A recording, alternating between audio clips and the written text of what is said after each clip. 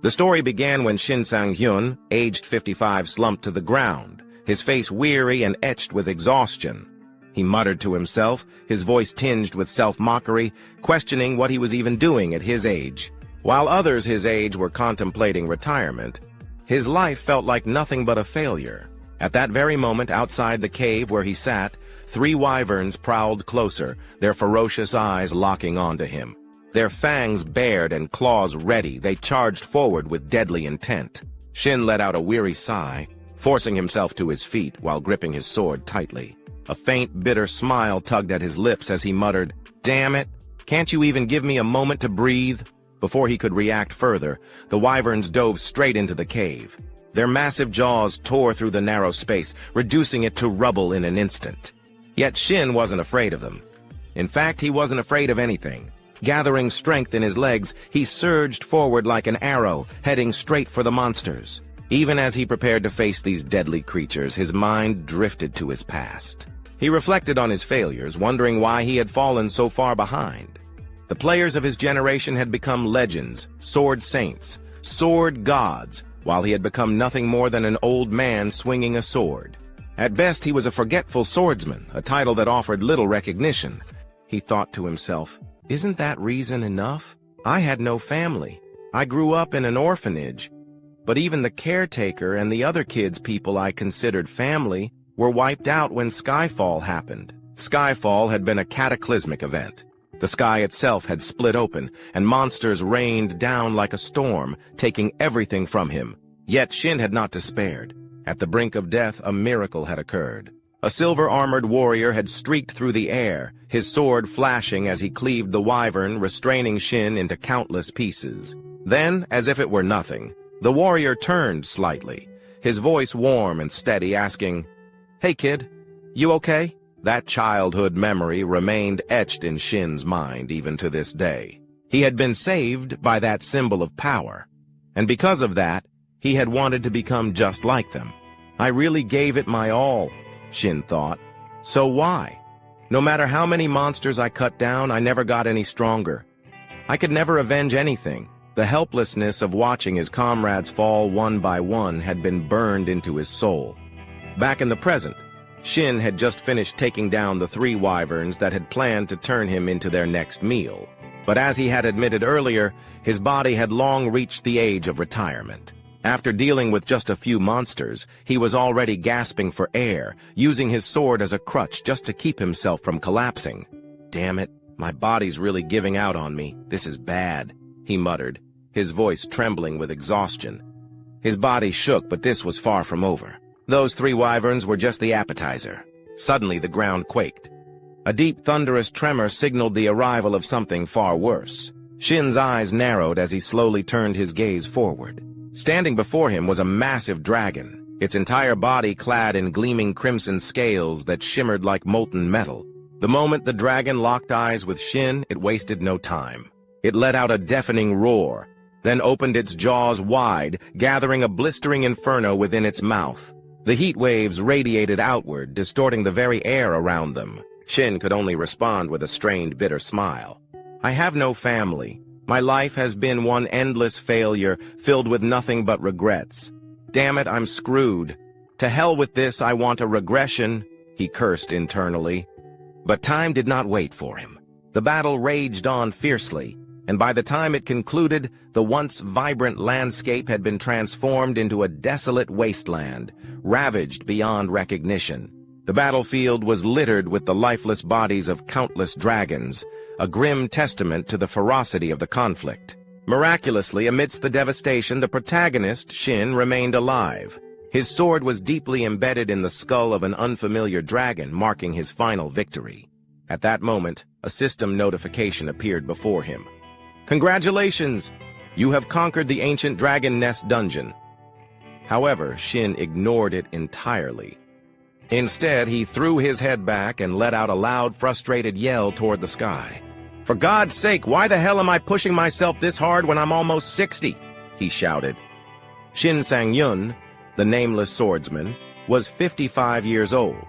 He had dedicated 30 years of his life to being a swordsman, yet his greatest achievement was merely ranking within the top 100 in his homeland. Considering the vast number of players worldwide, this accomplishment rendered him little more than a nameless nobody. Shifting back to Shin's perspective, after leaping off the massive dragon's corpse, he unexpectedly discovered a glowing skill book lying nearby. Surprised, he muttered to himself, "Oh, so my reward this time is a skill book? I've devoured artifacts before. Can I eat this too?" But before he could act, a sudden flash of light appeared beside him, instantly drawing his attention. Turning his gaze toward the source, he saw a spatial gate materialize before him. From within the swirling portal, a young man with golden hair, glasses, and a book in hand gracefully leaped out. Simultaneously, a system notification popped up in front of Shin. The constellation "Diligent Student Who Found Success Late" has entered. Diligent student who found success late kindly blesses you for your hard work. Additionally, he praises your flawless finishing move. Seeing this newcomer, Shin wasn't particularly surprised. After all, this person was none other than his contracted constellation, Diligent Student Who Found Success Late. "Ha ha, thanks," Shin replied, genuinely grateful that this constellation had chosen to form a contract with a mere third-rate swordsman like him. The perks of this contract were significant. If a player reached level 850, all artifact effects and title stats would be doubled. Upon reaching level 900, all stats would be tripled. However, with his current level sitting at 650, Shin had yet to reap any benefits from this arrangement. Unaware of Shin's inner thoughts, the blonde constellation suddenly transformed into a chibi version of himself, floating closer and urging Shin to hurry up and consume the skill book. Hearing this, Shin let out an awkward chuckle.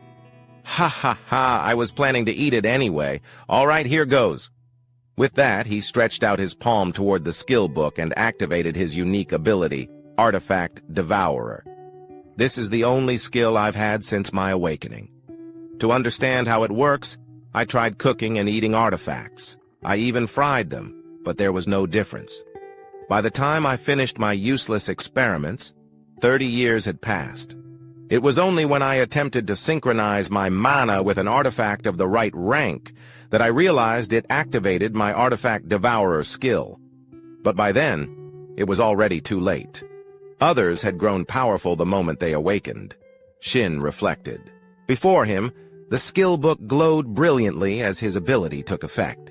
However, just a few seconds later, the light suddenly flickered out, snuffed out like a flame doused in water. "That's it? Nothing happened?" Shin muttered in disbelief. Silence followed, and then frustration surged within him. In one swift motion, he grabbed the book and hurled it forward. "Shouldn't this thing come with some kind of instructions? There's no way this is an actual skill book," he exclaimed. Beside him, his constellation companion scratched his head in confusion. "There's not much information available about pre-existing skills. Sorry, I can't be of much help," he admitted apologetically. He reassured Shin, saying there was still time, and suggested he try again, perhaps by synchronizing his mana once more. But instead of comforting him, those words seemed to ignite a fire within Shin. His teeth clenched, and the corners of his eyes stung as a sudden wave of emotion crashed over him. Time? Who told you I still have time? I'm almost 60.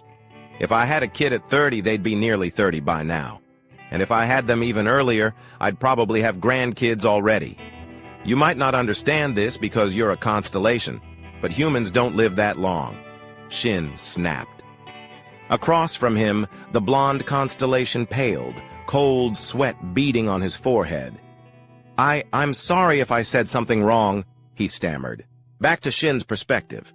Seeing himself lash out at his closest companion over nothing, he realized it wasn't right. His face softened, and he let out a weary sigh, shaking his head. "No, you didn't say anything wrong. It's just, my life is full of regrets. I can't forget that person's silhouette. I tried so hard to become like him, but now I'm exhausted. I'm too old." His voice trailed off, his words left hanging in the air. Hearing Shin's lament, the young constellation fell silent, deep in thought. Then, as if reaching a decision, he broke into a smile. Shin, oblivious to this, scratched his head and said, "Anyway, I was planning to retire. Take note. I'm canceling our contract. You should find someone else to play with." Before he could finish his sentence, Shin suddenly noticed the space around him distorting. The world itself seemed to bend and melt away. At that moment, a system notification flashed before his eyes. Constellation diligent student who succeeded late is maximizing the essence. You have been exposed to regression. Initiated scene transition. The scene shifted to an outdoor interview under the bright sun. A handsome reporter with brown hair turned to the person beside him. Dungeons and gates. They're the basic environments for awakened individuals, or in other words, where players work, right? The person he was speaking to was a striking woman with red hair and neatly tied back hair, Han Hyan Zhong, CEO of Hyan Zhong Group. "That's right," she confirmed. "You can think of dungeons as stepping stones for players. As for gates, they lead to different dimensions, unknown territories that players must pioneer and explore." Back to the main character's perspective, Shin watched the interview on TV and finally confirmed his current situation. As he wiped down the short sword in his hands, he flashed a grin. "I really did regress. It's been ages since I last saw this broadcast. Now I get it. But 4 days have already passed. That means I've returned to 30 years ago, the moment my constellation activated his ability." Shin had lost consciousness when the constellation activated his ability. When he woke up, he found himself in the apartment he had lived in 30 years ago, no longer in his 55-year-old body. Now he was 25, armed with all the memories of his past life. No matter how I think about it, my regression was definitely caused by the constellation's magic. There's no other explanation. But still, I can't help but feel a little overwhelmed, he exhaled. "Oh well, no big deal. I should head out and get to work, right?" With that, Shin tightened his grip around the short sword in his hand. As expected, information about the weapon immediately appeared before him. The Venomous Dagger. Artifact rank, Bronze. Weapon type, one-handed dagger. Attack power, +17. Speed, bonus, +10. Description. A self-defense dagger that does not dull easily. Looking at the dagger, a nostalgic glint appeared in Shin's eyes. "This is the bronze-ranked dagger I was lucky enough to get at this point in time. It's ranked low, but I know its hidden skill." Without hesitation, Shin activated Devour artifact, causing the dagger to emit a brilliant flash of light. A system window appeared before him. Absorption rate calculated. Base absorption rate for bronze artifacts, 10%. Past usage evaluation applied. Absorption rate increased to 20%. Since I didn't use it for long, the absorption rate is low. But what really matters is its hidden skill, Shin thought. Mana synchronization with Venomous Dagger initiated. Entering the unconscious realm. As the notification rang out, Shin's consciousness was pulled into a pitch-black space void of any light. The unconscious realm. This is the place I need to pass through in order to devour an artifact. I always get nervous coming here. I never know what kind of food will appear, he muttered. Despite his words, he smiled in anticipation. Sure enough, before he could wait any longer, something suddenly emerged in front of him. A roast chicken glowing with a gentle light. "This is barbecue roast chicken with olive oil," Shin observed. Seeing the dish's appetizing appearance, he let out a sigh of relief. "I'm glad it's something normal. I was worried it might be something disgusting like a swamp centipede, but if it's a meal like this, I can eat it easily." Smirking, he reached out, tore off a drumstick, and took a bite. As each mouthful was swallowed, the system notifications continued. "The Venomous Dagger is being absorbed. Speed +2 acquired. New skill obtained. Phantom Step. Venomous Dagger. The absorbed artifact has been permanently erased." Just like that, after finishing the roast chicken, Shin's consciousness was forcefully ejected from the unconscious realm. He rubbed his stomach, let out a deep sigh, and nodded as he reviewed the system confirmation screen. It's a shame the dagger got destroyed. Well, I wasn't using it anyway. At least I absorbed a useful skill as planned. Now then, time to move on. Time passed quickly, and the scene shifted to a bustling city street where a massive blue portal stood tall in the center. Surrounding it were numerous awakened individuals, all preparing for the upcoming dungeon expedition. This was dungeon number 85. The awakened individuals gathered here belonged to Yoon Daek-young's team. Just then, a man dressed in work attire came rushing toward Yoon Daek-young, visibly panicked. "Captain! Captain Yoon Daek-young!" Hearing someone call his name, Yoon Daek-young paused his paperwork and looked up. "Huh? What's got the gatekeeping team leader so worked up?" The blue-uniformed man scratched his head awkwardly before replying. "Well, one of my team members got pulled out. He's a newbie who joined just 4 days ago. His name is Shin Sang-hyun." "Ah, don't worry about it," Yoon Daek-young replied nonchalantly. "Shin Sang-hyun has already been transferred to the player team." But instead of calming down, the gatekeeping team leader was stunned. His expression turned alarmed as he blurted out, "What? He joined the player team instead of the gatekeeping team? I approved the transfer myself. Is there a problem?" Yoon Daek-young admitted without hesitation. The blue-uniformed man immediately raised his voice in protest. "Of course there's a problem. He just awakened recently, and he hasn't even graduated from the player academy yet. You can't throw a kid like him into your team. If you do that, the whole squad will be unbalanced. How am I supposed to—" Before he could finish his rant, Yoon Daek-young let out a sigh and took a step forward, standing right in front of him. His piercing gaze locked onto the gatekeeping team leader. "The gatekeeping team handles all logistical matters, don't they?" Yoon Daek-young muttered. "That includes my team and the system's contribution distribution, right?"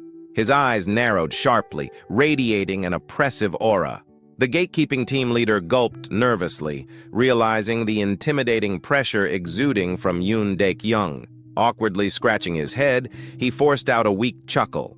"Ha, oh, of course, my apologies." With that, the man quickly scurried away.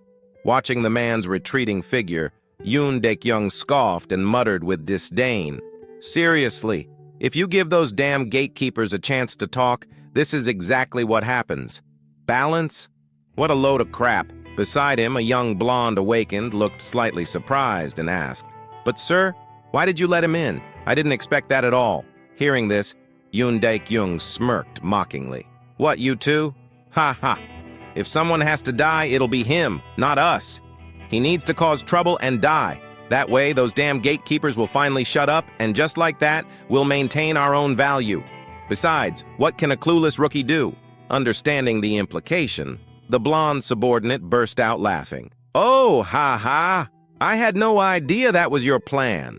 At that exact moment, while they were still laughing among themselves, a voice suddenly interrupted them. "Hello.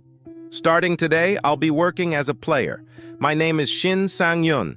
The moment he introduced himself, every pair of eyes in the area locked onto him, none of them particularly friendly. The gatekeeper team members glared at Shin, their eyes filled with resentment, while the awakened players eyed him with cunning amusement. Being stared at so intensely by so many people made Shin's scalp tingle slightly. "I expected this, but they're not even trying to hide their emotions." From Yoon Daek-young's perspective, he quickly masked his true expression and put on a bright smile. "Finally, our new recruit has arrived. Shin, right? Nice to meet you. I figured you'd be late for your first day as a player." As he spoke, his gaze shifted to the weapon Shin was carrying, and he narrowed his eyes slightly. "Oh, your weapon. Is that a longsword?" Opposite him, Shin put on a polite smile and explained, "Yes, that's right. I've learned from watching a lot of YouTube videos." Yoon Daek-young raised an eyebrow and gave a pointed reminder. "You do know that the longsword is one of the hardest weapons to wield, right?" Shin clenched his fist and responded, his voice filled with determination. "I'll do my best to protect myself. Trust me." Shin's response seemed to amuse the captain. With a wide grin, Yoon Daek-young threw an arm around his shoulder and spoke enthusiastically. "Ha, good spirit. That's what I like to see. A real man should have that kind of drive, just like me." After saying that, he turned to address the rest of the team. "All right, let's get this dungeon run started. Time to fight." Hearing his command, the other team members cheered loudly, raising their fists into the air. With Shin now in the group, everyone quickly checked their equipment before stepping into the massive portal one by one. Meanwhile, Yoon Dik-young stood off to the side, making sure the entire team entered in an orderly manner. As he watched Shin's back, his expression remained neutral, but inside, he was full of scorn. He learned from YouTube? What a joke! Does he think dungeons are some kind of game? Just because he awakened and became a player, he's already getting cocky. Looks like he's asking for death. A cold smirk formed in his mind as he continued. Given the conquest strategy I have in place, this orc dungeon is known as the Wailing Wall for rookies. He'll learn his place soon enough. Stupid brat. That was what Yoon Dik-young firmly believed. But just moments after stepping inside, his face turned deathly pale. Sweat began to pour down his forehead as he took in the shocking sight in front of him. Lying all across the dungeon floor in a horrifying mess were the corpses of countless orcs, completely obliterated. And the cause of this carnage? None other than Shin himself. In that instant, Yoon Dik-young's mind screamed in disbelief. This is insane! Who the hell is this guy? Orcs were creatures that almost exclusively appeared in games, novels, and fantasy films. Because they were so frequently depicted, it was easy to assume they were weak compared to other monsters like dragons. They were often portrayed as dumb, violent, and little else. This misconception led many new players, filled with arrogance, to rush into battles with orcs without a second thought. In reality, their attributes were anything but weak. On average, an orc stood around 250 centimeters tall and weighed roughly 180 kilograms. Their sheer size alone granted them overwhelming strength compared to humans, earning them the infamous nickname, the Wailing Wall. The scene shifted to the inside of a dungeon, which resembled the long corridors of an ancient fortress. As the group moved forward, a dark-haired man glanced back and reminded the protagonist, Shin Sang-yun, not to expect any special treatment just because he was new. He sternly told Shin that from that moment on, he would be on his own. Shin's eyes flickered with mild surprise, but before he could respond, the captain of the porter squad spat on the ground and scoffed from behind. The captain mocked Shin, calling him an arrogant little brat who had just awakened and was already acting like a seasoned player. For most, such words would have been deeply insulting. But Shin, having lived to the age of 55, had endured countless hardships, beatings, and the cruelties of society. He wasn't the type to take offense easily. Instead, he simply scratched his head and chuckled, saying he would do his best. Internally, he noted that no one there seemed particularly kind to rookies. Despite Shin's lighthearted response, the dark-haired man in armor remained irritable. He snapped at Shin, emphasizing that it wasn't about doing his best, but about doing things right. Trying his best, he said, was useless. Shin's expression remained calm, and after a brief pause, he asked if he would be allowed to fight on the front lines if they encountered monsters. The armored man scowled and asked if Shin was out of his mind. Before he could continue berating Shin, his expression suddenly shifted to one of alarm. He urgently warned the group that an orc was approaching. Upon hearing this, Shin and the leader of the porters immediately turned around. Sure enough, a green-skinned orc with bulging muscles was closing in on them from behind, gripping a massive axe. Instead of feeling fear, Shin felt a surge of excitement.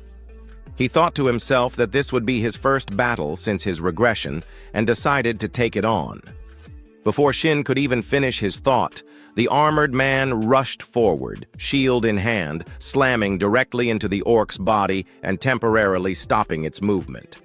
Seeing this, the black-haired man's face twisted in shock as he yelled at Shin, calling him an idiot for moving so slowly and questioning his ability to wield a great sword properly. Shin calmly reminded him that he didn't have to help. The black-haired man, now even more frustrated, shouted at Shin to prove his skills. In his flustered state, he failed to notice that the orc had already raised its axe high, preparing to strike. Shin quickly pointed this out, but the black-haired man scoffed and turned back, only to realize too late that the orc's axe was inches from his face. He could even smell the rusty metal and the dried blood clinging to its surface. For a split second, he thought he was done for. Just before the deadly blow could land, Yoon Daik-young, the leader of the team, barreled in like a human tank. With sheer brute force, he slammed his shield directly into the orc's face, sending the massive creature flying backward and crashing into the ground, leaving a small crater upon impact.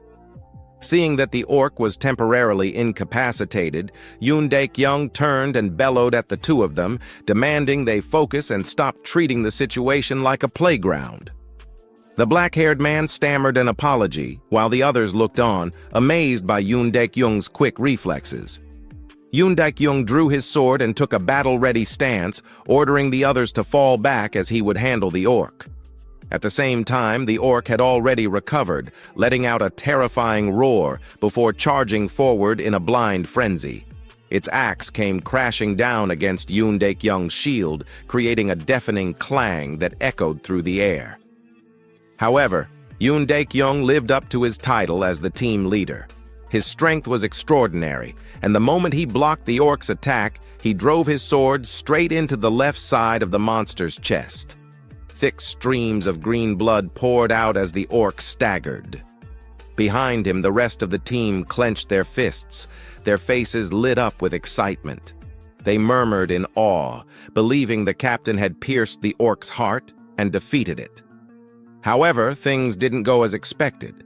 Despite having a sword embedded deep in its chest, the orc suddenly grinned, its expression wild and exhilarated, as if the injury were nothing more than a minor inconvenience.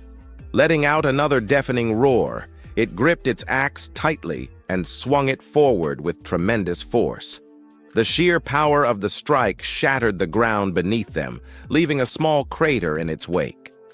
Fortunately, Yoon Daik-young had sensed the danger just in time and leapt backward to create distance. From Shin's perspective, as he watched the two muscular figures clash, his experience told him there was a problem. Yoon Daik-young was likely the highest-leveled fighter there, but at best, he was only around level 50, nowhere near strong enough to land a fatal strike on the orc. Shifting back to the battlefield, Yoon Daik-young let out a fierce battle cry, tightening his grip on his sword before launching himself forward. Seizing the opportunity while the orc was still reacting to its previous attack, he drove his blade deep into its body once more. This time, it was a perfectly executed critical strike. No matter how resilient the orc was, there was no surviving such a blow. As the massive creature finally collapsed to the ground, lifeless, the lower-ranked hunters erupted into cheers, praising Yoon Daik-young for taking down an orc by himself. Yoon Daik-young let out a small breath of relief before turning back to check on his team. He asked if everyone was all right, and the older awakened ones responded with cheerful grins, calling him seriously reliable. Just as Yoon Daik-young ordered the group to move out, eerie, blood-curdling screams rang out from the distance, immediately drawing their attention. They turned around to see an intimidating sight, a group of red-skinned orcs marching toward them, their expressions full of aggression as if they were actively seeking a fight. The orcs were well-equipped, their sharp weapons glinting menacingly. Cold sweat began to trickle down the faces of the older awakened ones as they realized the severity of the situation. One of them nervously asked Yoon Daik-young what they should do now, referring to the approaching armored orcs. Taking in the enemy's numbers and their well-equipped state, Yoon Daik-young immediately began reconsidering his options. He cleared his throat and suggested that it would be best for them to retreat and ensure the team's safety. He admitted that deep down, he felt a pang of regret. Just as they had finally taken down one enemy, an entire squad of orcs appeared. Unlike the others, who were paralyzed by fear, Shin's eyes lit up at the sight of the approaching monsters. Without hesitation, he made a bold suggestion, asking if he could give it a shot. His words instantly earned him a series of outraged glares from the weaker hunters around him. They exclaimed in disbelief, questioning whether Shin Sang-hyun had lost his mind.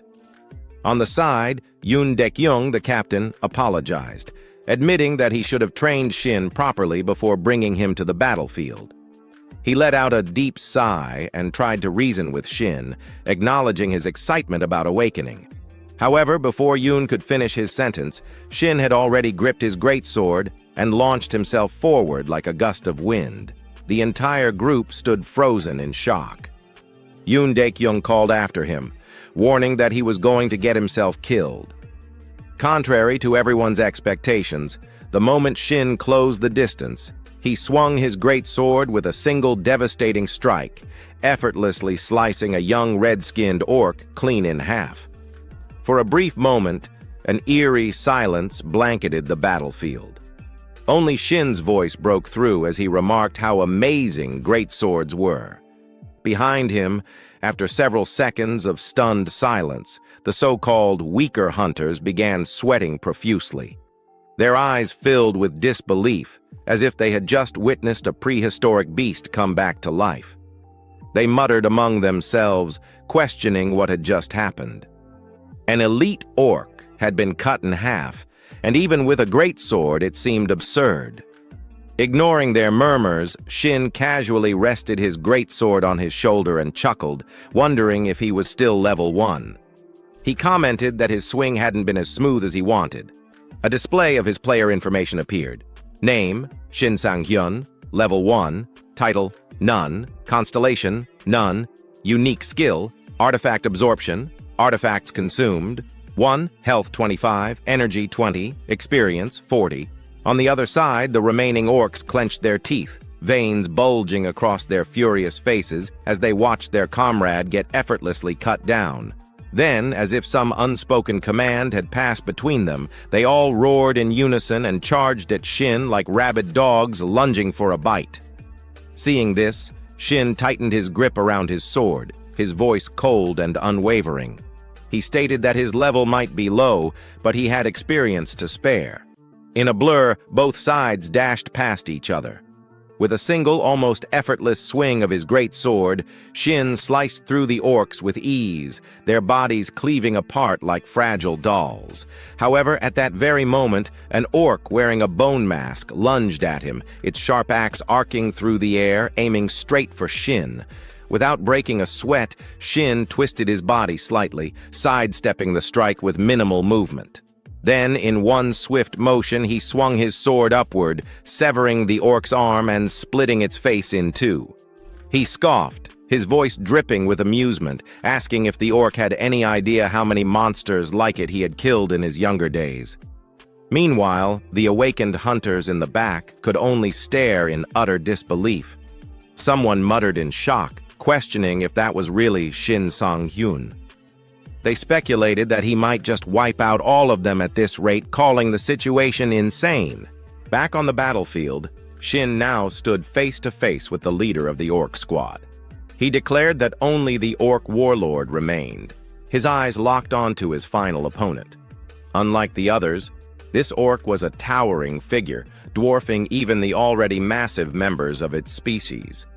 But it wasn't just its size that made it dangerous. It was clad in full armor, heavily equipped for battle. The warlord scanned the battlefield, its bloodshot eyes taking in the remains of its fallen kin. Rage swelled within its chest, and with a deafening roar, it lifted its massive spiked club and swung it downward with overwhelming force, aiming to crush Shin in a single blow. Seeing this, Shin wasted no time and leapt to the side, dodging the attack in a blink. The unfortunate wall behind him, however, wasn't so lucky. It exploded into rubble under the sheer force of the orc's strike. But Shin didn't even glance at the destruction. Mid-air, he twisted his body and swung his greatsword in a clean, decisive arc, slicing straight through the warlord's thick neck. However, the wound Shin had just inflicted was too shallow, not nearly enough to take down the monstrous orc. Seeing this, the squad leader, clearly worried, shouted that the orc's skin was too thick and that their attacks were useless. He concluded that they were screwed.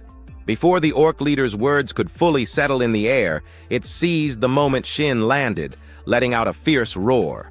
It swung its massive arm backward, bringing its colossal war club down toward Shin's much smaller frame. Yet, Shin showed no sign of concern whatsoever. "Calm down, will you?" he said casually, his voice steady. At the same time, he activated his skill, Demon Breaker. A system notification appeared. Hidden skill activated. Status abnormality blocked. Cooldown, 15 seconds. Skill level, 1. Effect. When attacking a target, be it human or monster, the target will be immobilized for 2 seconds. Success rate and duration depend on the target's resistance level. The moment the skill took effect, the orc leader's entire body froze in place. Its weapon, which had been mid-swing, halted abruptly, and its massive frame trembled violently as it struggled against the invisible force restraining it. Seeing this, Shin grinned, his eyes narrowing in amusement. "Yeah, just stay put like that," he chuckled. Across from him, the orc leader let out a panicked howl, but before it could even comprehend what was happening, Shin's razor-sharp blade had already sliced clean through its thick neck, sending its head flying. The orc's massive body collapsed to the ground with a heavy thud, while its severed head rolled to a stop at the feet of Yoon Daek-young, who stood watching from a short distance away. The sheer brutality of the scene left everyone in stunned silence. "What the hell did I just witness?" someone muttered. "Didn't he just awaken 3 days ago?" another stammered. "And that disruption skill he used, isn't that supposed to be an advanced ability? I thought even high-ranked players could only stun an enemy for like 1.5 seconds at most, and he's wielding a great sword like he's been doing it his whole life.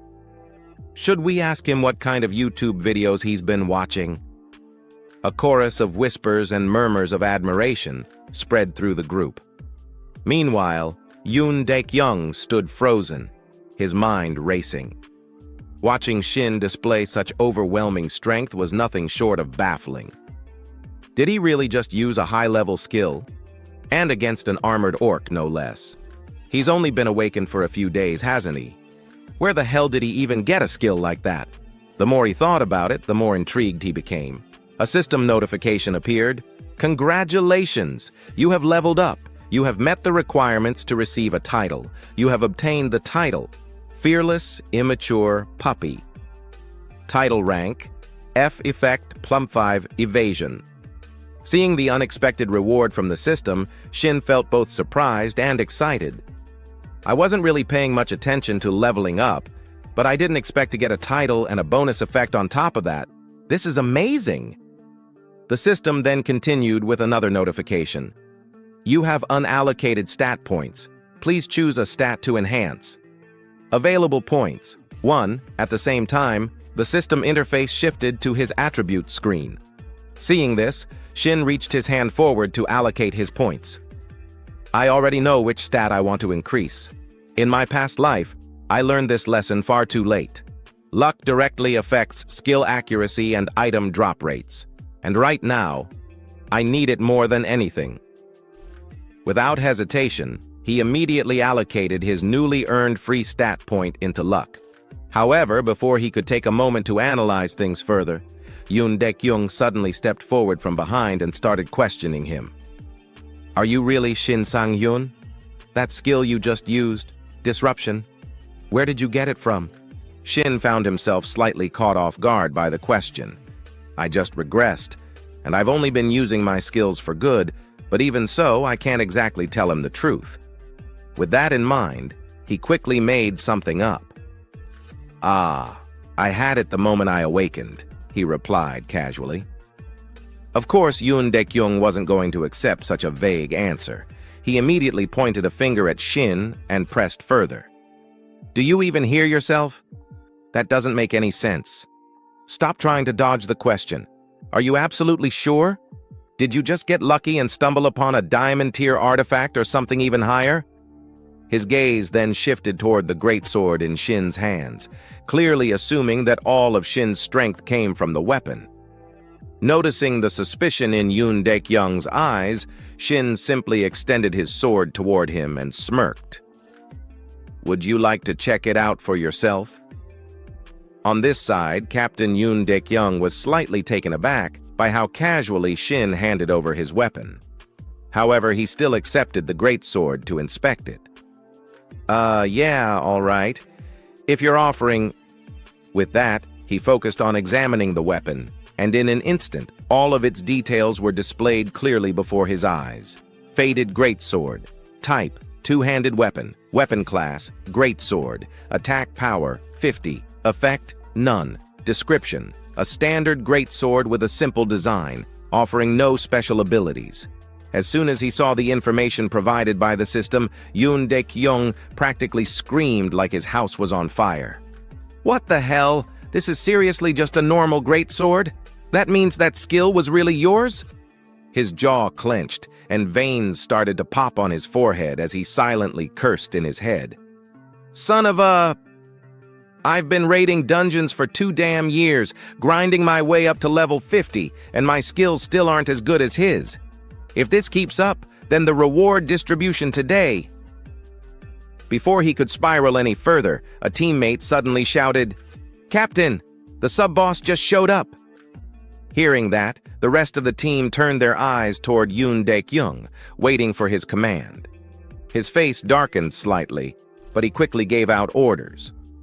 "All right, let's move then."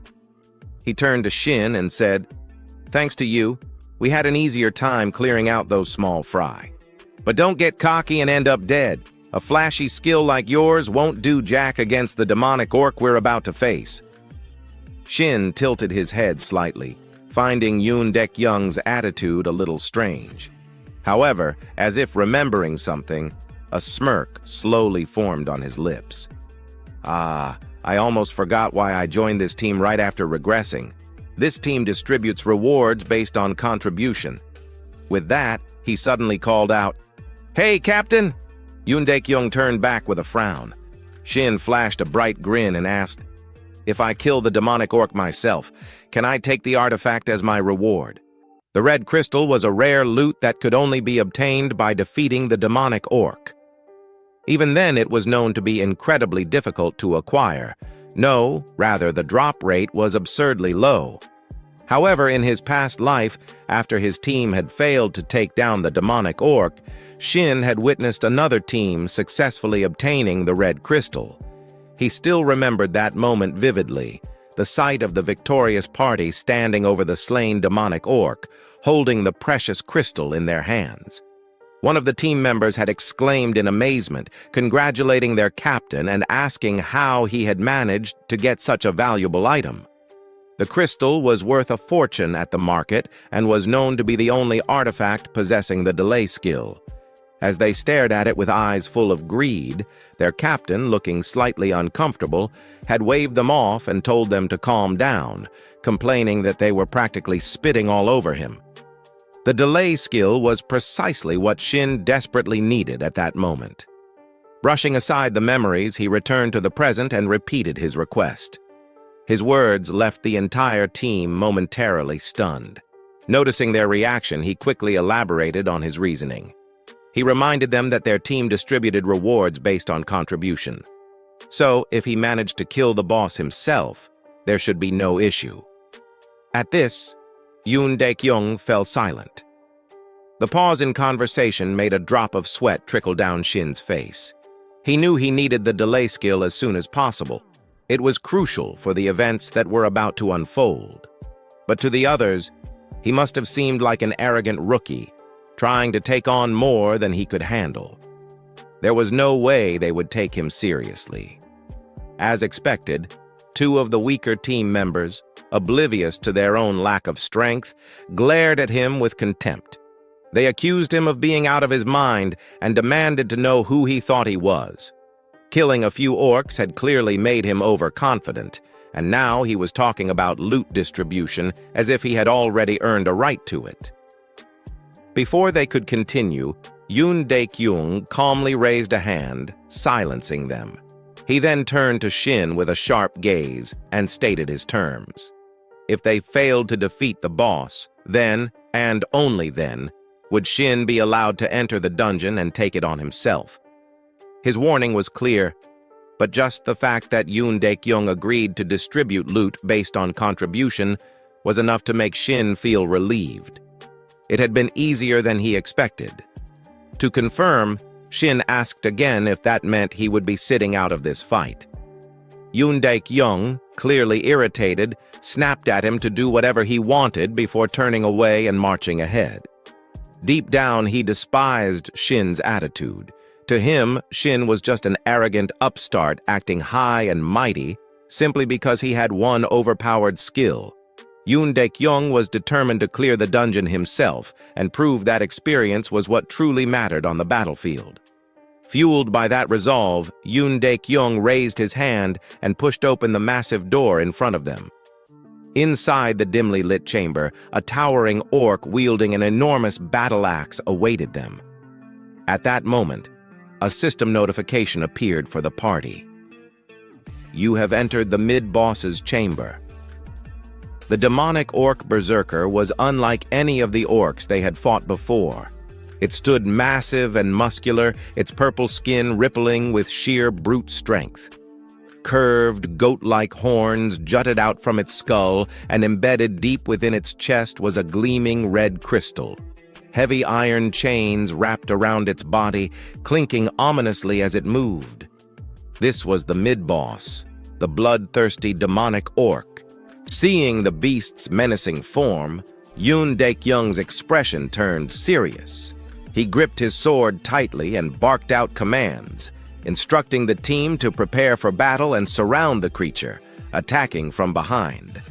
Though the monster was intimidating, Yoon Daek-young wasn't particularly worried. Yoon Daek-young had heard rumors about the boss they were about to face. It looked formidable, but word had it that it was actually easy to bring down. He found it amusing that Shin Sang-yeon wouldn't even get the chance to fight it solo. Just picturing Shin's shocked and helpless face as they took down the boss brought a smirk to Yoon Daek-young's lips. However, fantasies remained just that. Fantasies. Reality hit hard and fast. Snapping back to his senses, Yoon Daek-young shouted that he would take the lead. At his command, the entire team charged forward, using him as the spearhead against the bloodthirsty demonic orc. Moments later, all of Yoon Daek-young's hopes of victory had crumbled.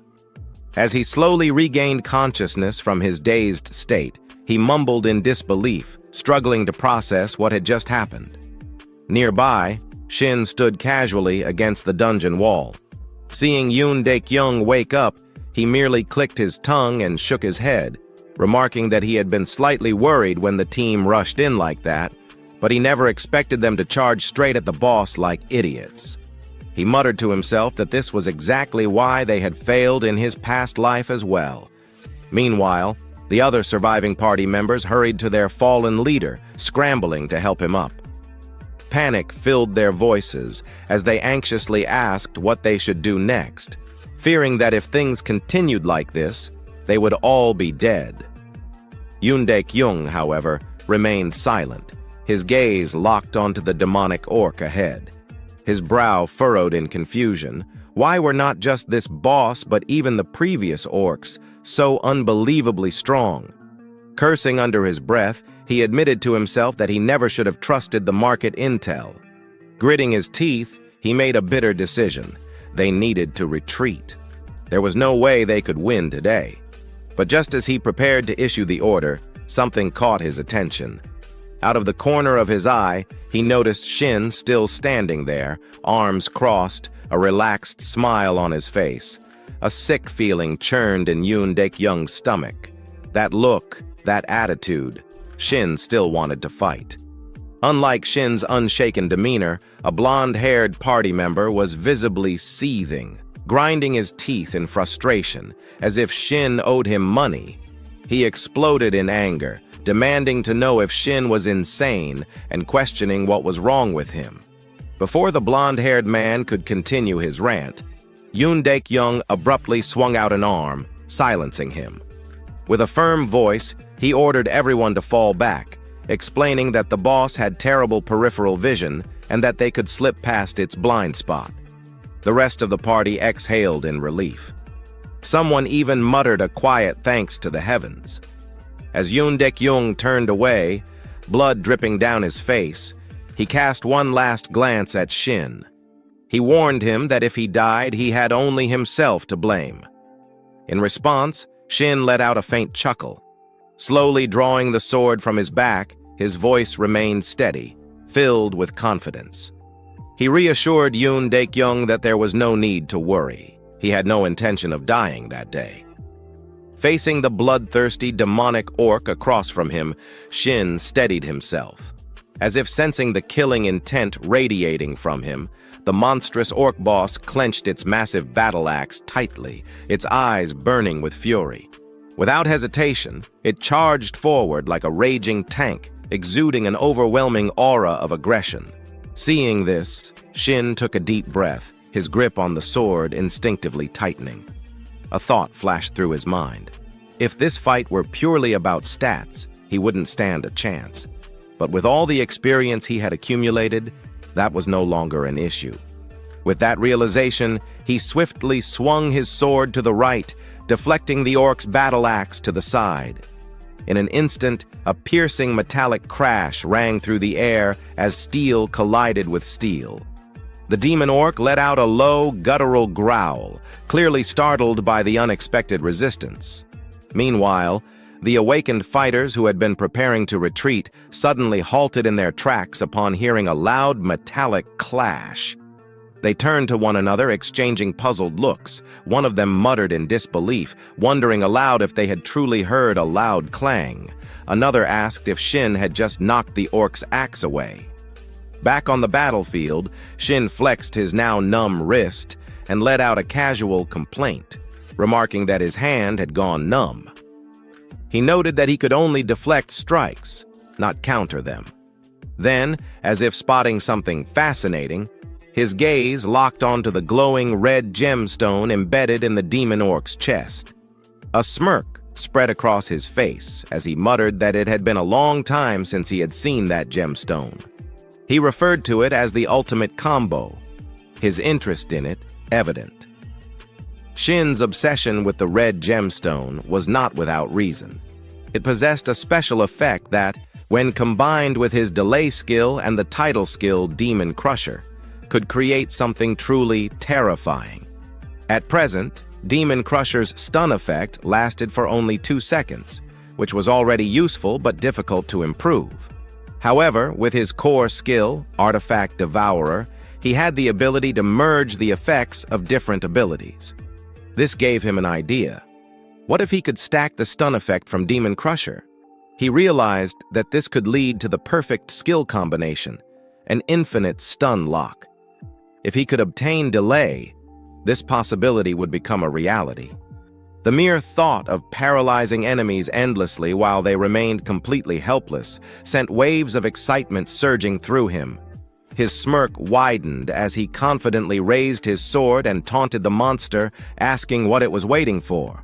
As if understanding his provocation, thick veins pulsed across the demon orc's forehead like writhing worms.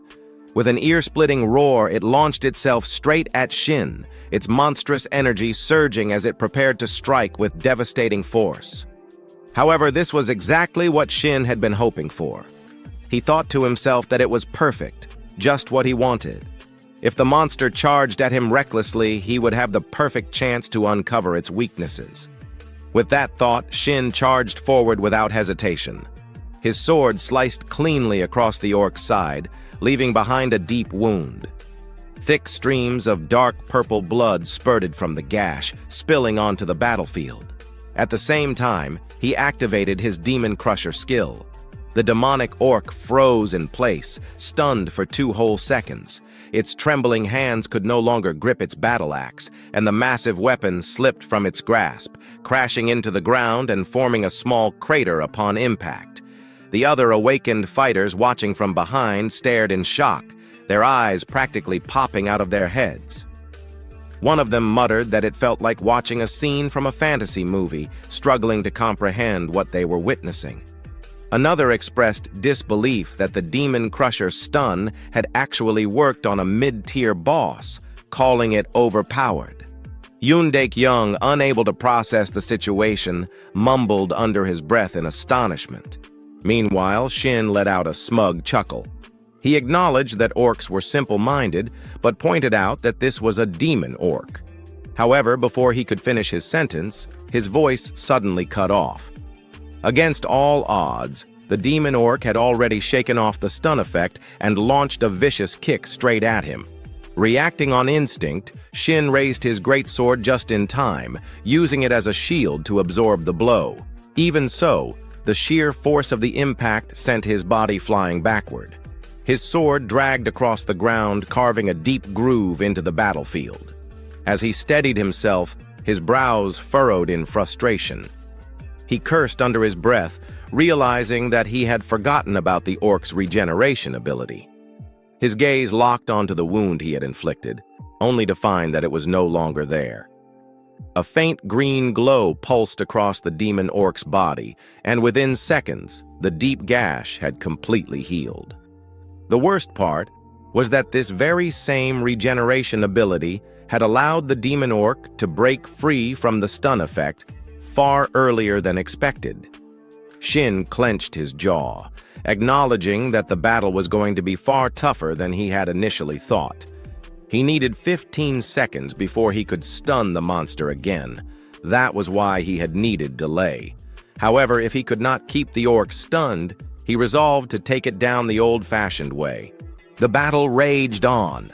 Across from Shin, the demonic orc tightened its grip on its battle axe once more, its bloodlust burning hotter than ever. The wounds Shin had inflicted only served to enrage the beast further. Now, the monster had only one thought in its mind: to crush him. A swift and decisive victory was all it desired. Yet again, the demon orc swung its mighty axe, but Shin deflected the attack effortlessly. He barely twitched a muscle as he guided the attack downward, burying the axe into the ground with a casual flick of his sword. With a grin, he remarked that this was easier than he had expected. And so, their clash continued, sword against axe. Each attack sent shockwaves rippling through the air, shaking the battlefield. Meanwhile, among the spectators, doubt was beginning to take hold. A blonde awakener stood off to the side, seemingly uninterested in the fight. Instead, he turned toward his commander and urged him to leave, insisting that even that bastard's skill was proving useless. Yoon Daek-young, the commander, appeared stunned, his voice laced with confusion. He questioned why the stun skill wasn't working, noting that the level gap was barely noticeable. He couldn't understand why Shin looked so confident. Was he really just a newbie? The thought gnawed at him. Something wasn't adding up. Back on the battlefield, Shin was growing bored. Deciding it was time to finish the fight, he acknowledged that he had been in situations like this before. If he wasn't strong enough, he simply had to put everything into a single decisive strike. Forget slashing the enemy apart. He would use their own power against them. Gripping his sword tightly, he waited, his eyes sharp as they tracked the demon orc's movements. Then, the perfect opening presented itself. With a flash of movement, Shin lunged forward. The orc charged at full speed, completely unaware that it was running straight into its own demise. Shin's blade pierced cleanly through its chest, striking straight through the heart. The orc let out a final gurgling gasp, coughing up a mouthful of blood before collapsing lifelessly. At the same time, a system notification appeared before Shin's eyes. "Congratulations! You have defeated the mid-boss, Demon Orc. You have leveled up. You have earned the title, Demon Hunter, rank E. Title effect: when facing mid-bosses or higher, your healing ability increases by 5x. Reading through the effect, Shin couldn't stop himself from grinning. 2 titles already. Was this what it felt like to play solo? Just as he was about to revel in his victory, his eyes caught movement. Commander Yoon Daek-young was slowly approaching, his wide eyes still filled with disbelief. Even now, he struggled to accept the reality before him. The very same mid-boss that had wiped out his entire team had just been crushed effortlessly by this so-called newbie. Seeing the stunned expressions of those around him, Shin quickly forced out a crooked smile. There was only one way to avoid unnecessary trouble. Activating his amateur acting skills, he raised his voice in a dramatic wail, lamenting how he had almost died and how he couldn't have managed without the commander dealing damage. The perfect bluff. The blonde awakener, completely unaware of the situation, immediately turned to his commander with admiration. He eagerly asked when the commander had even landed a hit on the monster. Yoon Dae-kyung, however, wasn't fooled. He knew very well that he hadn't even scratched the mid-boss. His gaze shifted toward Shin, filled with confusion. Meanwhile, Shin smirked internally. Surely the commander wasn't that dumb, right? He was throwing him a bone. He just had to take it. Yoon Dae-kyung's gaze drifted to the red crystal on the ground, and he instantly understood Shin's intention. Keep your promise. That's what he's saying. Letting out a defeated sigh, Yoon Dae-kyung mumbled to himself, admitting his complete loss. However, the moment of hesitation vanished as he straightened his posture. With renewed confidence, he turned toward his team and barked out orders. Announcing that the mid-boss was down, he commanded them to prepare for the final boss. "Yes, sir," the squad responded in unison before moving forward. As they ascended the stairs to the next floor, a few of them couldn't resist sneering at Shin. Some muttered how there was no way that kid had taken it down alone. Others wished they had the stun skill, though they admitted it hadn't even worked on the mid-boss. Shin ignored the chatter. His focus was elsewhere, on the true prize. His gaze locked onto the red crystal, the very thing he had been waiting for. Once the audience was gone, he smirked. Time to eat this thing. Item: red crystal. Rarity: silver. Type: special equipment. Accessory. Special effect: delays attribute decay, stat bonuses, +10 vitality, +10 strength. Description: a rare item obtainable only by defeating the demon orc. It contains condensed resilience and endurance. A smirk formed on Shin's lips as he picked up the crystal. Let's see what this thing can really do. A strange feast. The moment Shin absorbed the red crystal, his consciousness was pulled into a subconscious void. Before him sat a steaming dish, spicy cold noodles with jellied meat prepared by the super chef. Just looking at the dish, an uncontrollable hunger surged through him. Without hesitation, Shin grabbed the bowl, lifted his chopsticks, and began eating. As he devoured each strand of noodles, a series of system notifications appeared. You are now ready to absorb the red crystal. Absorbing red crystal. Based on the base absorption rate of 20% for silver tier items, your strength and vitality have increased by +2. You have obtained the special effect. Delay. You can now embed this effect into one of your skills. A bead of sweat rolled down Shin's temple. Why do I feel so uneasy about this? Which skill would you like to combine with delay? Add it to Demon Smash, Shin replied immediately. The system confirmed the combination. The delay effect has been added to Demon Smash. If you use Demon Smash before the first stun expires, the effect duration will extend as follows. Second and third hit, 90% success rate. Fourth hit, 60% success rate. Fifth hit, 30% success rate. The moment the message ended, Shin was thrown out of the subconscious space. He stared at the system screen in disbelief, eyes wide in shock. A guaranteed 4-second stun? I only thought it was theoretically possible, but it actually works. To confirm, he rubbed his eyes and double-checked the system logs. An unexpected proposal. Just then, a voice from behind interrupted his thoughts. Can we talk for a moment? Turning around, Shin saw Yoon Dae-kyung standing behind him. What now? Sure, what's up? Shin asked. Yoon Dae-kyung's tone was hesitant, but he spoke clearly. Right ahead is the final boss room. Shin raised an eyebrow. You want me to stay behind? But what the captain said next shocked him. No, I'd be a failure of a leader if I didn't know how to use a talent like you. Let's work together, Shin Sang-hyun. As he spoke, he extended his hand. It seemed that after Shin helped him save face, Yoon Dae-kyung had fully regained his composure and was now leading like a proper commander. Shin had no reason to refuse. Ha ha. but my conditions stay the same. He grinned, clasping Yoon Daek-young's hand. Yeah, I know.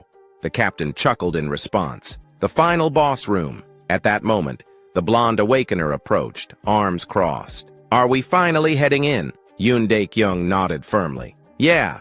From this point on, everyone needs to stay alert. But as they moved forward, the blonde suddenly clicked his tongue, shooting a glaring look at Shin. This left the protagonist utterly confused. The hell's his problem? Did he eat expired food or something? Meanwhile, Yoon Daek-young didn't seem to notice the blonde's sour attitude.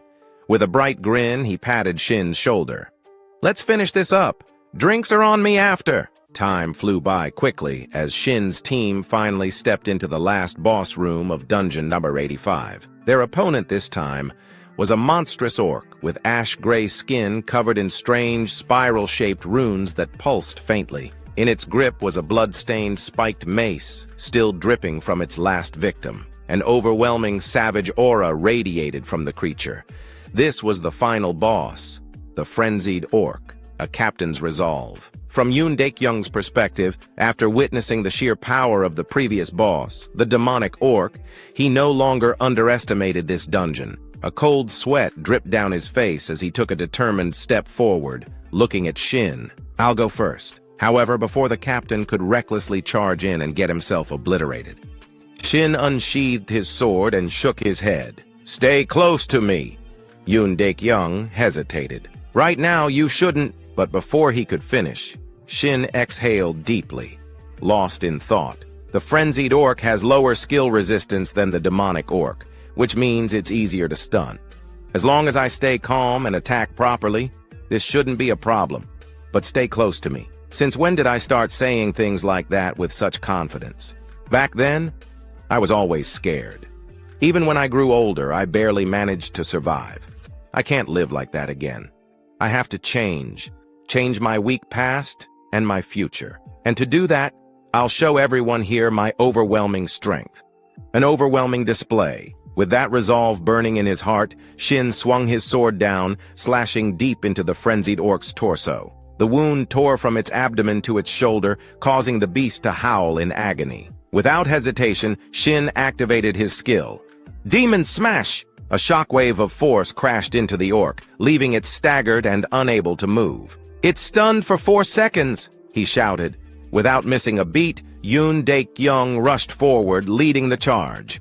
Now get him! With the boss completely immobilized, the entire team unleashed a relentless barrage of attacks, overwhelming the beast before it could even showcase its strength. And just like that, before the orc could land a single devastating strike, it collapsed, dead, dungeon complete. The moment its massive body hit the ground, a system notification rang out. Congratulations! You have defeated the final boss, the frenzied orc. Congratulations! You have completed the dungeon of the Red Orc Altar. Recognition and a glimpse of the future. As the lifeless body of the frenzied orc lay in a pool of its own blood, some members of the party couldn't help but remark, wasn't this dungeon way too easy? I didn't even have to use a single potion. Another adventurer chimed in, grinning. See? I told you that stun skill was amazing! Meanwhile, a group of porters huddled together, whispering among themselves while stealing glances at Shin. Do you think he has his own gate? Should I ask him? Huh? I was about to ask first. So what? I need to make a living too. Another porter scoffed. Their team captain retorted, shaking his head. A fast-changing world. Observing how quickly people's attitudes shifted, Shin couldn't help but feel a little dizzy. These guys flipped sides so fast, I wasn't even planning to do anything for them. Just as he finished that thought, a series of system notifications appeared before his eyes. Congratulations! You have leveled up. You have obtained the rank D title, Overwhelming Power. Effect: status effect durations are increased by 10%. Reading the title description, Shin nodded in satisfaction. Not bad. A 4.4-second stun? That's crazy. In my past life, I never earned a single title. But as he thought about that, his expression darkened slightly. Even so, this is nothing compared to him, Dugansu, the demon sword, the title collector, the perfect blade, the greatest swordsman in South Korea, a legendary player with countless titles. Only 2 years after the player era began, he had already surpassed level 500. Long before Shin's regression, he had always looked up to him, a warrior he deeply respected. But now, maybe I won't fall behind this time. If I start pushing myself now, maybe, just maybe, I'll have a chance. As his determination blazed within him, Shin's nostrils flared slightly, releasing a faint puff of white steam. The sudden sight startled the porters behind him. Even Yoon Daek-young couldn't help but raise an eyebrow and ask, "What are you doing?" Snapping out of it, Shin coughed awkwardly. "Ah, nothing. Just stretching." Yoon Daek-young didn't press further. Instead, he reached into his inventory and pulled out a small ring, tossing it to Shin. "Here, you did great. Take it." Catching the ring, Shin was genuinely surprised. "Wow, did someone possess you?" Yoon Daek-young gave a sheepish smile. "Hey, give me some credit. You really carried the team this time. Still, isn't this a bit much?" Daek-young shrugged nonchalantly. "It's just a bronze-tier item.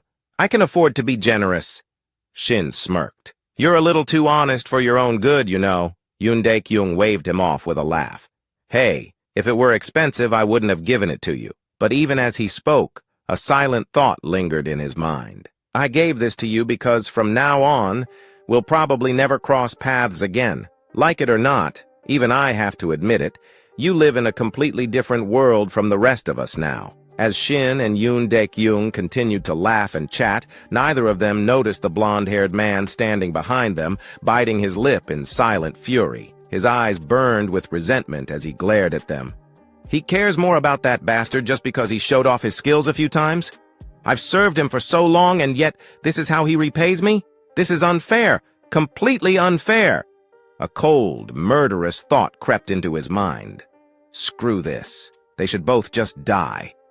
Without hesitation, he pulled out his phone and dialed a number. Time quickly passed, and the scene transitioned to Shin's apartment in Jamsil-dong, Sampa district. Sitting in front of his desk, Shin grinned from ear to ear as he checked his bank account. "This is insane. Now, this is why I became a player."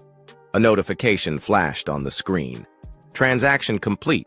200 coins received. The main exchange gate alone gives me 200 coins per day?" Shin chuckled, rubbing his chin. "Looks like he gave me twice the amount compared to the others, plus an extra bonus. Damn, I hit the jackpot." He put his phone down and turned his gaze toward the ring resting on the table. Frenzy ring. Rank, bronze, type, accessory, special effect, lightweight, attributes, strength, +10, description. A ring that can only be obtained from the frenzied orc. It causes the wearer to enter a state of rage. Special effect, lightweight. Consumes 1 mana per second to reduce the perceived weight of all equipped artifacts to 1 gram. Reading through its stats and effects, Shin couldn't help but admire its potential. Even though it's just a bronze-tier item, I can't believe I got a free artifact with lightweight. His eyes glinted with understanding. Now I see why it's normally classified as silver. Most players exhaust their mana after just a few swings of their sword, but using 1 mana per second just to lighten their equipment?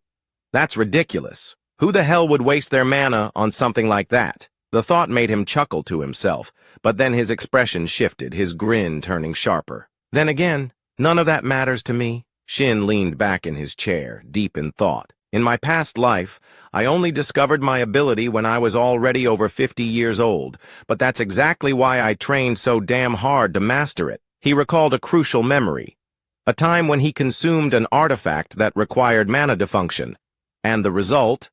The penalty effect disappeared. Artifacts that drained mana always had a drawback, a side effect that made them difficult to use. But for Shin, when I absorbed them, the penalties vanished completely. Who cares about the drawbacks? The more abilities I collect, the better. With that thought in mind, he reached forward and placed his hand on the ring. A faint blue light began to swirl around his fingertips. Then, without hesitation, he started the absorption process. Meanwhile, at the H-Soul nightclub in Gangnam, the atmosphere was thick with smoke, alcohol, and the heavy beat of music. Amidst the neon glow, the blonde-haired man from Yoon Daek-young's party lounged in a private booth, his arm draped around a beautiful woman. but he wasn't enjoying the moment. He was ranting. "I'm telling you, it's true! That bastard has a stun skill that lasts for 4 whole seconds!" His voice was loud, too loud. Across from him, a thuggish-looking man narrowed his eyes in irritation. "Oi, who the hell do you think you're raising your voice at?" The blond man immediately shrank back, bowing his head. No, I'm sorry," the thug scoffed, his expression full of disdain. Then he leaned forward, eyes gliding dangerously. "So what? You want me to take revenge for you?" The blond man shook his head violently. "No, but I swear he's cheating. He even used multiple stun items." Before he could continue, the thug suddenly slammed the table. "Then what the hell do you want from me, you idiot?" His voice boomed through the room, making the surrounding clubgoers flinch. "I'm in the middle of business here, and you're wasting my time with your whining." The blond man gulped, but then he added, voice trembling, "But Yoon Dae-kyung seems to like him a lot." That got the thug's attention. His lips curled into a smirk. "Oh, so you do want revenge after all?" Meanwhile, not far from the booth, a blonde-haired woman leaned in close to a man with an eye patch, whispering seductively into his ear. "You're not close to that guy, are you? He looks like a total loser." "Ha ha ha ha, Tilda," the one-eyed man chuckled, then straightened up. He wanted to impress the woman, so without hesitation he called out, "Hey!" The blond man turned toward him, but before he could even react, schlick! A cold flash of steel, then pain. His left ear hit the table with a wet thud. Blood spurted from the side of his head as he screamed, clutching his wound, his entire body convulsing in agony. But the one-eyed man simply smiled. "Who do you think we are, huh?" He leaned down, lightly slapping the blond man's tear-streaked face. Then, in a voice as cold as ice, "You thought we were your personal errand boys?" The blond man trembled, his eyes wide with fear. The one-eyed man sneered. "Then you better pay the price." He grabbed a glass of alcohol from the table and poured it over the fresh bleeding wound. The blond man howled in pure agony, writhing as the liquor burned through his exposed flesh. But the one-eyed man just laughed, thoroughly enjoying the sight. Then, with a casual tilt of his head, he asked, "Now, tell me, where the hell is this bastard you're talking about?" Time passed quickly, returning to Shin's current situation. He was still completely unaware that the blonde-haired guy and a group of thugs had set their sights on him. So, for now, he remained relaxed, strolling leisurely without a care in the world. Taking a seat near the staircase, Shin let out a weary sigh. Just remembering the taste of the food he had eaten earlier was enough to make his stomach churn. The mere thought of it made him feel nauseous, like he was about to throw up any second. Who the hell would have guessed that cold cucumber soup could come out of the Ring of Frenzy? Cold Eastern cucumber soup, the ultimate killer of anyone who dares to eat it. My stomach is turning inside out right now. But as they say, there's always light at the end of the tunnel. At that thought, he casually twirled the massive greatsword in his hand, effortlessly spinning it like a windmill despite its insane weight. All of this was thanks to the lightweight effect he had obtained from the Ring of Frenzy. Lightweight, a special passive effect with no cooldown, and due to his artifact devourer skill, the original mana consumption penalty of the ability had been completely removed as a side effect. However, the lightweight effect had been nerfed. Now, instead of completely negating weight, it simply set the weight of all artifacts to a fixed 100 grams. Well, I guess I'll be using this greatsword for now. But what if I accidentally drop it? That would be a disaster. All right, next up. As he spoke, Shin quickly pulled up his status window. Gazing at his current stats, Shin reminded himself of his next step. I need to start drawing the attention of the constellations. A player could only have one constellation, so he had to choose carefully. If possible, I want a constellation that matches my strongest stat. That means luck. But then he let out a small sigh. Well, at the moment, I don't have any outstanding stats that would attract them. I guess all I can do for now is train. With that thought, Shin slowly stood up, his eyes locking onto the countless training dummies lined up ahead. Time to get to work. Days later, at this moment, Shin had just arrived at an unfamiliar location, having driven there himself. The moment he stepped out of the car, his face was completely pale, as if he was about to drop dead at any second. I seriously thought I was going to die back there. I guess 3 days of non-stop training plus a long road trip was way too much. Well, at least I got a new skill out of it, so I guess it was worth it. As he spoke, Shin twisted his torso left and right, stretching his body a little to shake off the fatigue. The new skill he had acquired was ambidextrous sword mastery, basic passive ability for swordsman. Skill level 1. Description: increases adaptability with all types of swords, excluding short swords and one-handed long swords. Now, as for the place Shin had come to, this was none other than Dungeon Number 1, a solo-player exclusive dungeon. Looking at the glowing blue portal before him, a faint smile appeared on his lips. Today, I get to go all out by myself.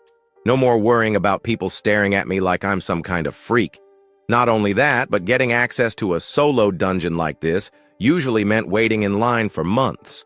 I should be glad I managed to slip in through the cracks. Just as he was about to step forward, he suddenly paused. His gaze shifted toward the distance behind him, and his expression darkened. A black car sat idly in the distance, parked in complete silence. It had been following him for quite some time now, and at this point, Shin was sure of it. I can't believe they actually followed me all the way into the damn forest.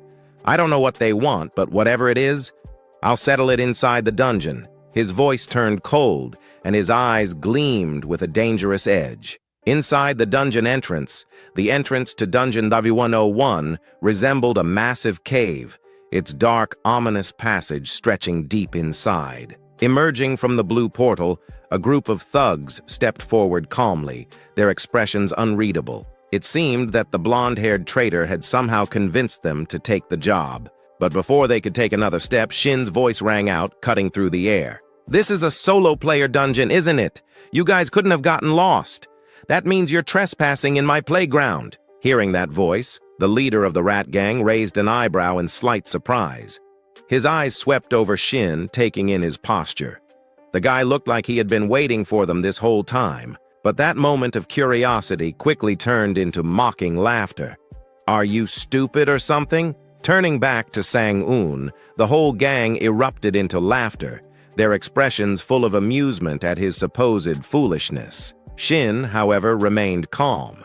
The moment he got a good look at them, he immediately realized something was off. These guys weren't a normal dungeon raid team. Thinking it over, he decided to give them one last chance to avoid unnecessary bloodshed. "I won't report this, so get lost." His eyes narrowed slightly as he spoke. At the same time, he silently analyzed the entire group, scanning them carefully before coming to a quick conclusion. No healers, no mages. They gave up stability, the one thing every dungeon party needs, to form an all-swordsman and archer team. These guys aren't dungeon hunters. They're awakened hunters, a pack of hyenas.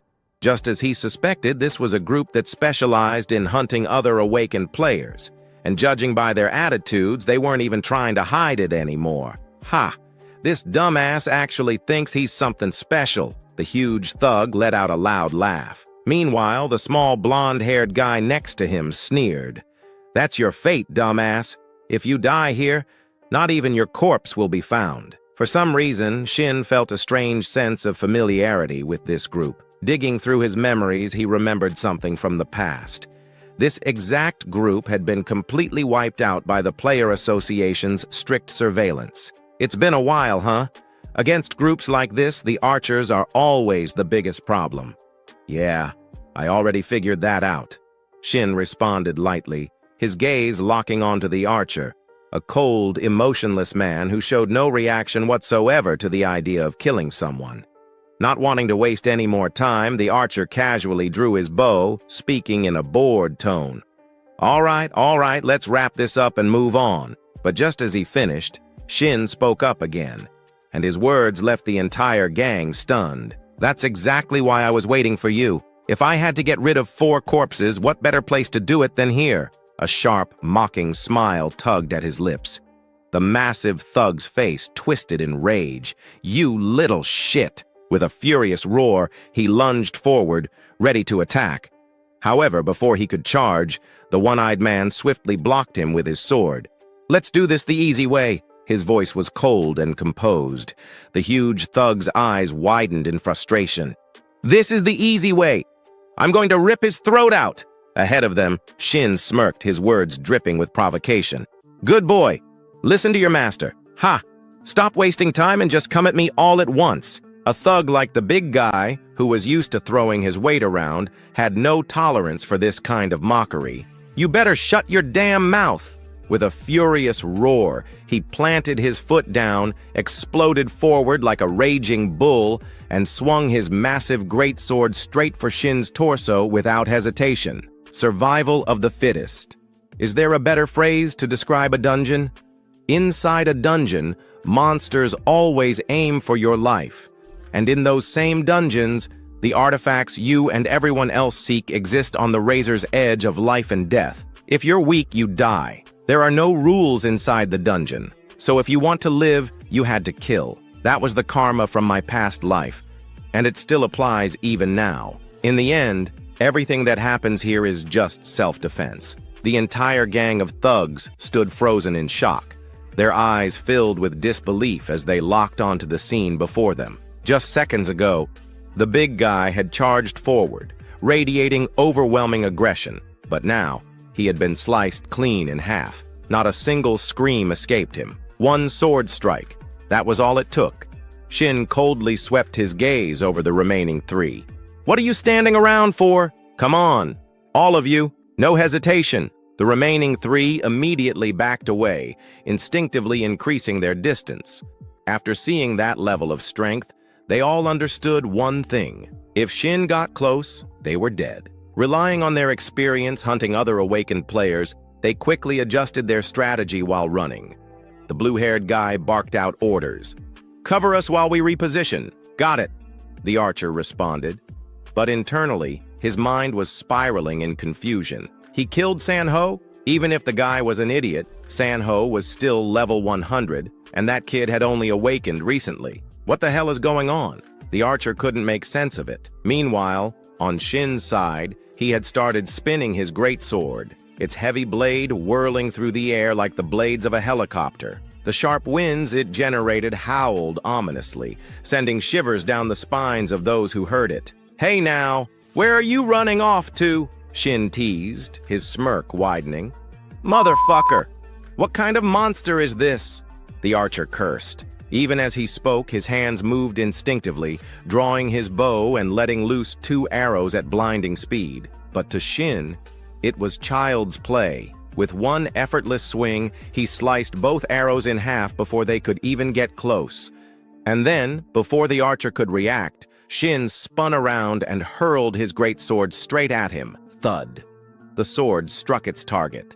The archer barely had time to scream before collapsing lifeless. The dying scream made the 2 remaining thugs freeze in place. They turned their heads in shock, their faces going pale. Who the hell is this guy? The small, orange-haired thug shouted in disbelief. Unlike him, however, the blue-haired one had a completely different thought process. His sharp gaze locked onto Shin, and more specifically, the fact that he was now unarmed. He threw away his great sword.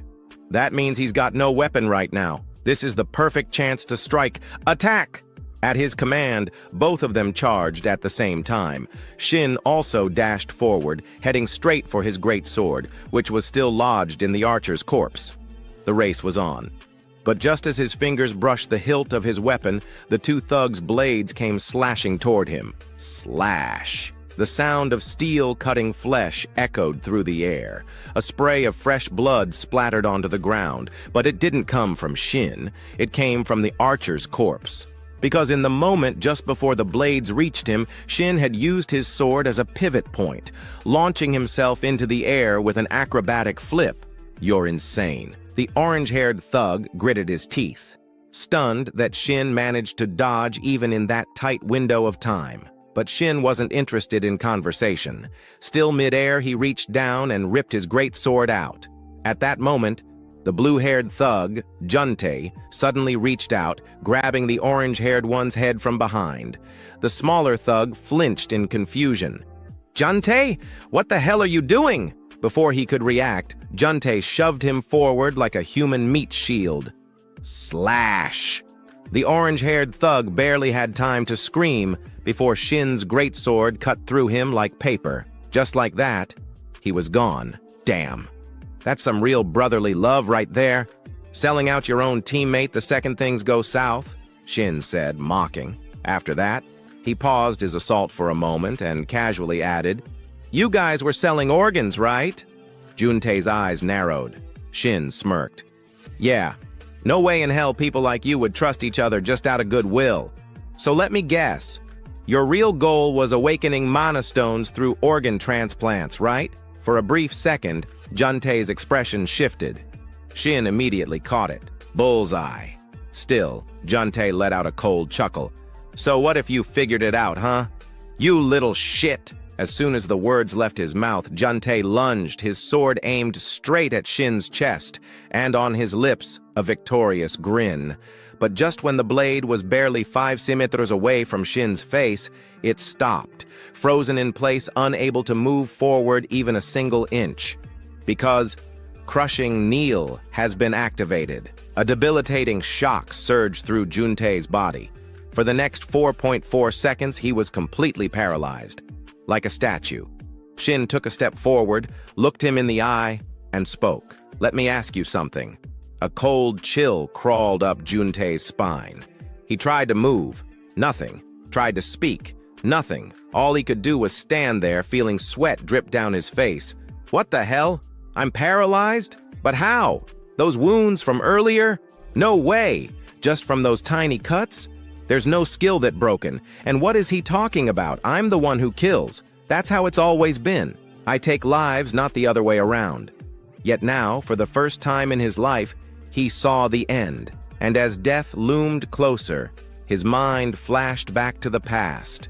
Back to when he tricked a fresh, new, awakened rookie. "Give it your all this time, okay?" He had smiled, placing an arm over the young, freckled boy's shoulder. "With you here, we can do anything. I'd trust you, bro." The rookie grinned back, completely unaware. Scene transition. A different memory. A young rookie, his face covered in blood, trembled in fear. Tears mixed with red streaks as he stared at Juntae. Why are you doing this?" His voice cracked. "Please don't. I'll do anything you say." Back to the present. Juntae's entire body shook uncontrollably. Shin watched him, then smirked. "What's wrong? Didn't you already go through this yourself? Oh, or are you scared now because it's finally your turn?" Time passed. Now, Shin sat beside a small stream, carefully wiping his sword clean. Juntae was gone, sent to reunite with his comrades. And even though this wasn't the first time, even though he had witnessed this kind of thing countless times before, a part of him still felt off. I shouldn't get used to this. I haven't even been regressed for that long. At this rate, there's no way I'll ever form a contract with a constellation. Shin exhaled, his gaze drifting toward the pile of discarded weapons nearby. System. Notify. You have obtained 8 artifacts from this dungeon. Shin raised a brow, then grinned. Well, if it's self-defense, then I guess all of this belongs to me now. Time passed quickly. At this moment, Shin was putting his jacket back on. During the fight earlier, he had taken it off to avoid getting blood on it. At the same time, he checked his current status. Right now, he had reached level 10, and his consumed artifacts had totaled up to 11. His life points were at 400, energy at 50, and experience at 12. Looking at his status window, Shin's expression grew a bit complicated. "I wish I could have avoided that situation, but considering the results, it was worth it. At least I'm glad I didn't get fat from consuming artifacts. But still, just looking at my stats alone, doesn't this mean I'm already as strong as level 50 players? How long has it even been since I came back? My growth rate is actually insane." And on top of that, as he muttered to himself, Shin reached into his coat pocket and pulled out a ring. It was the recovery ring, a silver-tier artifact classified as support equipment. Equipment type: ring, special effect, recovery, usage effect. Consumes 10 mana to instantly remove any abnormal status. If used again within the next minute, the mana consumption doubles. Seeing this item, Shin couldn't help but be a little surprised. That guy who charged at me right from the start, who would have thought he actually had an artifact that nullifies debuffs? Wait, so if I had blindly relied on my stun skill, I would have been screwed. Looks like I need to be more careful next time. With that thought, he began synchronizing his mana with the recovery ring. Scene transitioned. Deep inside dungeon number 101. Internal access path. Deeper inside the dungeon, there appeared to be a mining site where a group of goblins was working. Some of them carried small sacks on their backs, seemingly used for collecting minerals. However, after just a few steps, one of the creatures suddenly stopped in its tracks and turned around, sensing something. Following its gaze, the goblin spotted Shin, gasping for breath. He gripped his sword tightly in one hand, but the strangest part was that his eyes were covered with a black cloth. Even Shin himself felt that what he was doing was absolutely insane, but he had no choice. The requirement to obtain the Lucky Day title is as follows. This is crazy. It wants the player to kill 500 monsters while keeping their eyes closed. On the other side, the goblins hesitated for a brief moment upon witnessing Shin's strange behavior. They didn't immediately charge into attack. Come on, when are these monsters going to make a move? Shin muttered in frustration. Once they confirmed that Shin was truly unable to see, the goblins let out amused chuckles. Drool dripped from their mouths as their excitement grew. Back to Shin's perspective, he suddenly lifted his head slightly, sensing something in the air. I can feel them. I had to sense the airflow and listen carefully to everything around me. Focus. I need to maintain this heightened state of awareness. Inside his mental world, it was as if he were standing on the surface of a still body of water. Then, from behind him, countless sounds and ripples began spreading rapidly toward him. The sounds and ripples became increasingly clear and intense, surrounding Shin from all directions, appearing and disappearing unpredictably instead of following a linear path. I can do this, he reminded himself. At that very moment, one of the goblins let out a roar, gripping its axe tightly.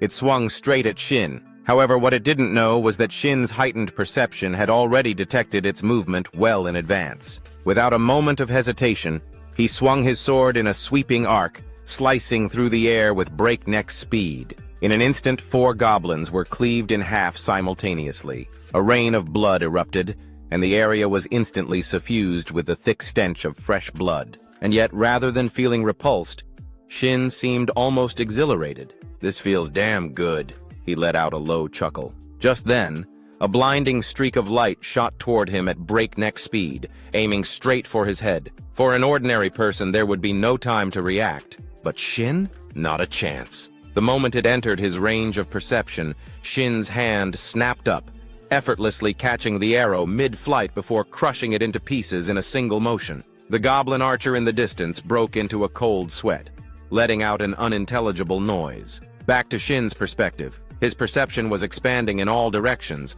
allowing him to sense countless pairs of eyes watching him from within the darkness. And yet, he felt no fear whatsoever. Just moments ago, I was in a terrible situation, but because of it, I got to relive my past. Maybe that's why my senses have been sharpened, huh?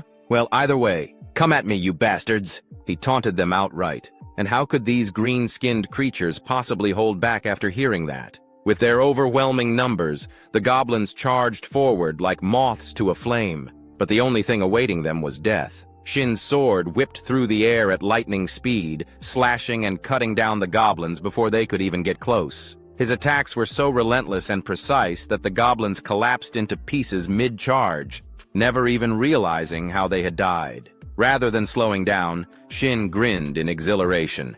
He lunged forward aggressively, cutting down everything in his path without the slightest hesitation. Only one goblin, lagging behind, had the misfortune of witnessing everything. It stood frozen, watching its comrades get obliterated in an instant. Terror was etched all over its face, but before it could even think about running, it soon joined its fallen brethren in the afterlife. Having temporarily wiped out the group of monsters ahead, Shin finally stopped for a moment. The tip of his sword still smoldered with heat, drenched in the blood of the fallen goblins. The scene around him was even more gruesome than a slaughterhouse. Every single monster's sacrifice had become fuel for Shin's growth. Suddenly, a notification popped up before his eyes. Congratulations! You have leveled up. You have obtained the title, Lucky Day, rank D. Hearing the announcement, Shin ripped off his blindfold in one swift motion. There was no need for it anymore. Doesn't even feel like I did much, he shrugged, taking a moment to check out his newly acquired title. Lucky Day, Rank D. Primary effect, Luck plus 20. Secondary effect. Each time you defeat a monster of the same type, your luck stat increases by 0.1. Maximum increase, plus 10. Reading the description of his new title, Shin couldn't hold back a chuckle. Ha ha! I'm finally gathering all the titles I need. Meanwhile, a new group of goblins had been drawn to the area by all the commotion. But the moment they arrived, their eyes landed on the horrifying sight before them. Limbs and body parts of their fallen kin scattered all over the place. Every hair on their bodies stood on end. But before they could even think about retreating, Shin was already standing right in front of them, flashing a deranged smile. Ha ha ha! Can't let this opportunity go to waste. More stats for me, and they even walked right into my lap, drenched in blood, his face twisted into that of a bloodthirsty executioner. Even goblins who lived for slaughter couldn't suppress their terror. They screamed at the top of their lungs, as if their village had just caught fire. Time passed quickly. The unfortunate goblins that had arrived late had now joined their fallen comrades in the afterlife. And as for Shin, he was so thrilled that his whole body was trembling, as if he were having a seizure. Ha! My luck stat went up by 30 just from this one title. This is even better than most platinum-ranked titles. This has to be worth 500 million. No, maybe even 1 billion yuan. In this lifetime, I can finally afford a house, he shouted in pure exhilaration. But then, at that exact moment, a crimson spatial crack suddenly appeared behind him, crackling with violent lightning.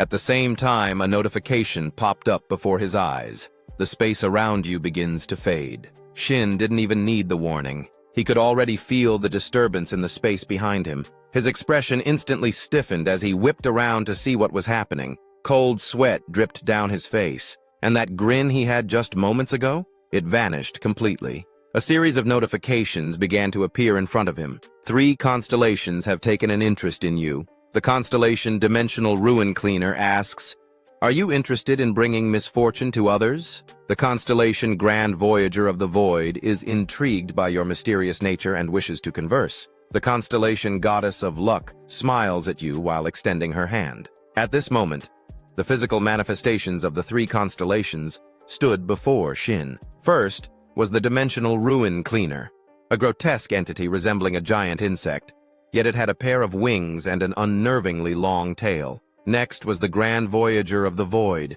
shrouded in mystery, draped in a flowing white robe. An enigmatic and unfathomable aura emanated from his presence. Lastly, there was the Goddess of Luck, an overwhelmingly beautiful figure capable of captivating one's very soul. Switching to Shin's perspective, he couldn't help but feel a mix of excitement and nervousness upon witnessing all 3 of his close friends being noticed by the 3 Grand Elders at the same time. That was fast, and all 3 of them too, he thought to himself, a bit overwhelmed. Then, in an attempt to draw some attention to himself, he spoke up half-jokingly, "Ha ha, did you guys see my performance?" To his surprise, the Goddess of Luck suddenly floated right in front of him. Rather than being mesmerized by her beauty, Shin felt a creeping sense of unease. Had I done something to offend them? Wait, was my tone too arrogant? I've never been in this kind of situation before, not even in my past life. No, the more pressure I feel, the more confident I need to act, he reminded himself. Fortunately for him, the Goddess of Luck showed no signs of displeasure. Instead, she flashed a radiant smile and seemed to regard him with favor. She then spoke in a voice filled with curiosity. "This is the first time I've ever seen such a lucky swordsman. How unusual." Hearing that, Shin scratched the back of his head awkwardly and chuckled. "Oh, luck! Yeah, I guess I really am insanely lucky. Ha. Even he was a little taken aback by just how ridiculously fortunate he had been. Phew, just as I expected. This constellation seems interested in forming a contract. That means I can take my time and examine things properly now, he thought to himself. Meanwhile, the star of the collapsing void cleaner openly praised Shin's potential for cruelty. This particular constellation had the personality of a classic bloodthirsty executioner, and Shin couldn't help but wonder, did I catch his attention just because I massacred a bunch of goblins in such a short time? On the other hand, the Grand Wanderer of Space seemed more intrigued by the hidden depths of Shin's psyche. This left him puzzled. Why was this constellation here? I've heard that the Grand Wanderer of Space only appears before players who possess the aura of a saint. So does that mean they're actually here because of her? He murmured, his gaze shifting forward with a hint of doubt. At that moment, the goddess of luck was happily chatting with the other two constellations. She even reached out and ruffled the Grand Wanderer's hair, causing his face to flush a deep red. Seeing this, a rumor from Shin's past life suddenly resurfaced in his mind. The goddess of luck. Even in the world of constellations, there were rumors that she had incredibly vast connections. Across from him, the beautiful goddess caught his skeptical gaze, noticing how he was staring at her intently. In response, she turned to face him and casually reassured him, "I'm not possessive. Even if you choose me, you're still free to form contracts with other constellations." Reading this system message, Shin was momentarily stunned. This offer was almost too good to be true. "Wait, seriously?" He blurted out before thinking to himself, "This is a massive advantage. A sharpshooter can hit their mark even when firing into the air under the blessings of the world. They never run out of arrows." The miracle archer, among all archers, Hashimoto Yugi, was the one who had defeated countless top swordsmen. Not only did he have an absurdly high luck stat, but his destructive power was overwhelming. People suspected he was cheating or exploiting a loophole, but in reality, it was simply because he had contracts with two constellations, and it was the goddess of luck who made that impossible feat a reality. With that thought in mind, Shin knew better than to offend these three constellations, so he could only force a smile and chuckle awkwardly. Ha ha ha. Having three constellations appear at once sure makes it hard to choose. Across from him, the emotional state of the three constellations shifted instantly.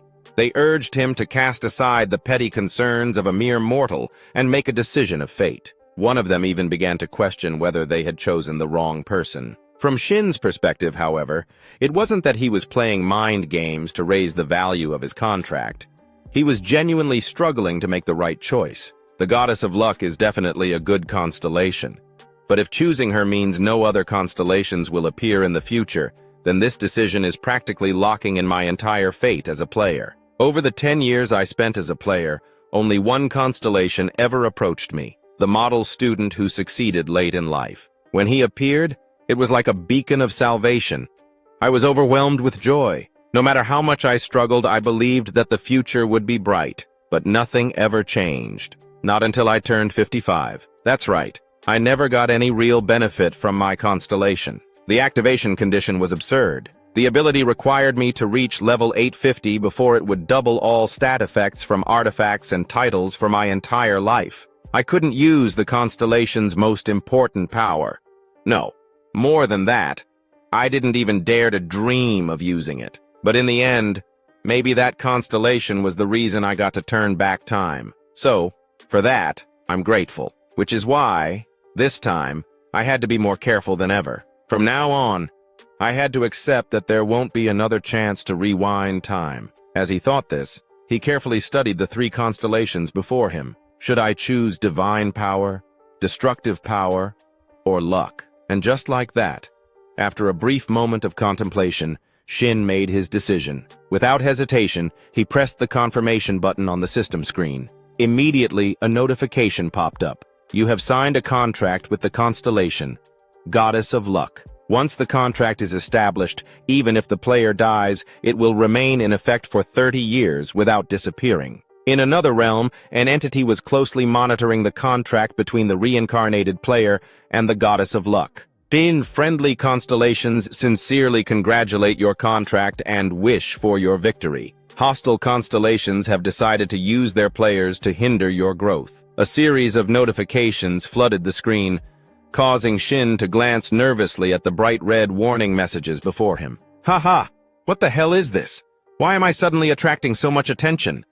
Well, whatever happens, I'll be counting on you from now on, Goddess of Luck. As he spoke, he reached out his hand. Seeing this, the Goddess of Luck gently extended hers, placing it against his. The Goddess of Luck blesses your wise choice. Just as Shin was about to say something, the system suddenly issued another set of notifications. Goddess of Luck, contract effects and blessings. Trait 1. All offensive actions guarantee critical damage against enemies. Trait 2. When obtaining a unique grade artifact or higher, you will automatically unlock and inherit its hidden effect. Trait 3. When defeating a mid-tier boss or a main boss, if the boss's level is higher than yours, you will receive an artifact with a 100% drop rate. At that moment, the Goddess of Luck transformed into a chibi version of herself. She tilted her head back arrogantly, her expression smug and full of pride. Meanwhile, Shin's reaction was,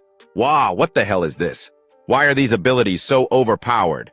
Wait, there's more!" His eyes widened as yet another notification appeared. Trait 4. When investing level-up points into luck, each point will double the stat value. This effect is retroactively applied to all previously allocated points.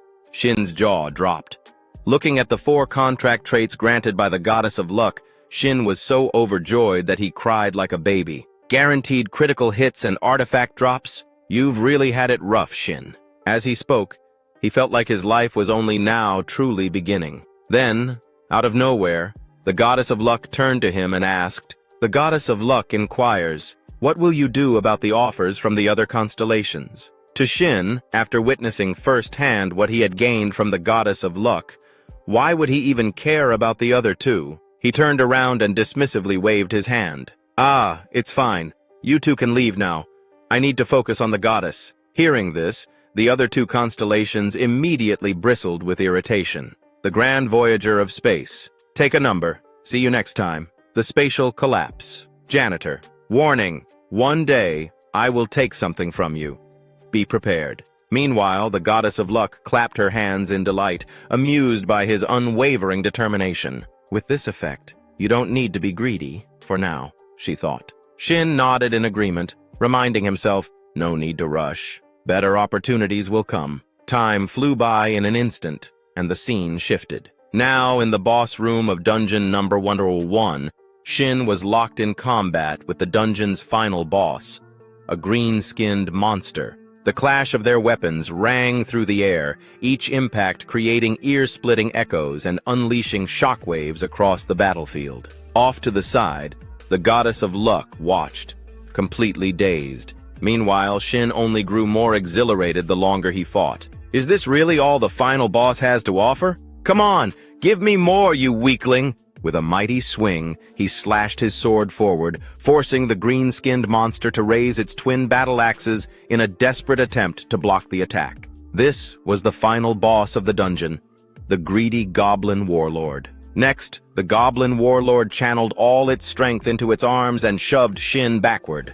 Reacting quickly, Shin drove his sword into the ground, using it to halt his movement before he could be knocked too far back. A deep trench was left in the earth where his blade had dug in.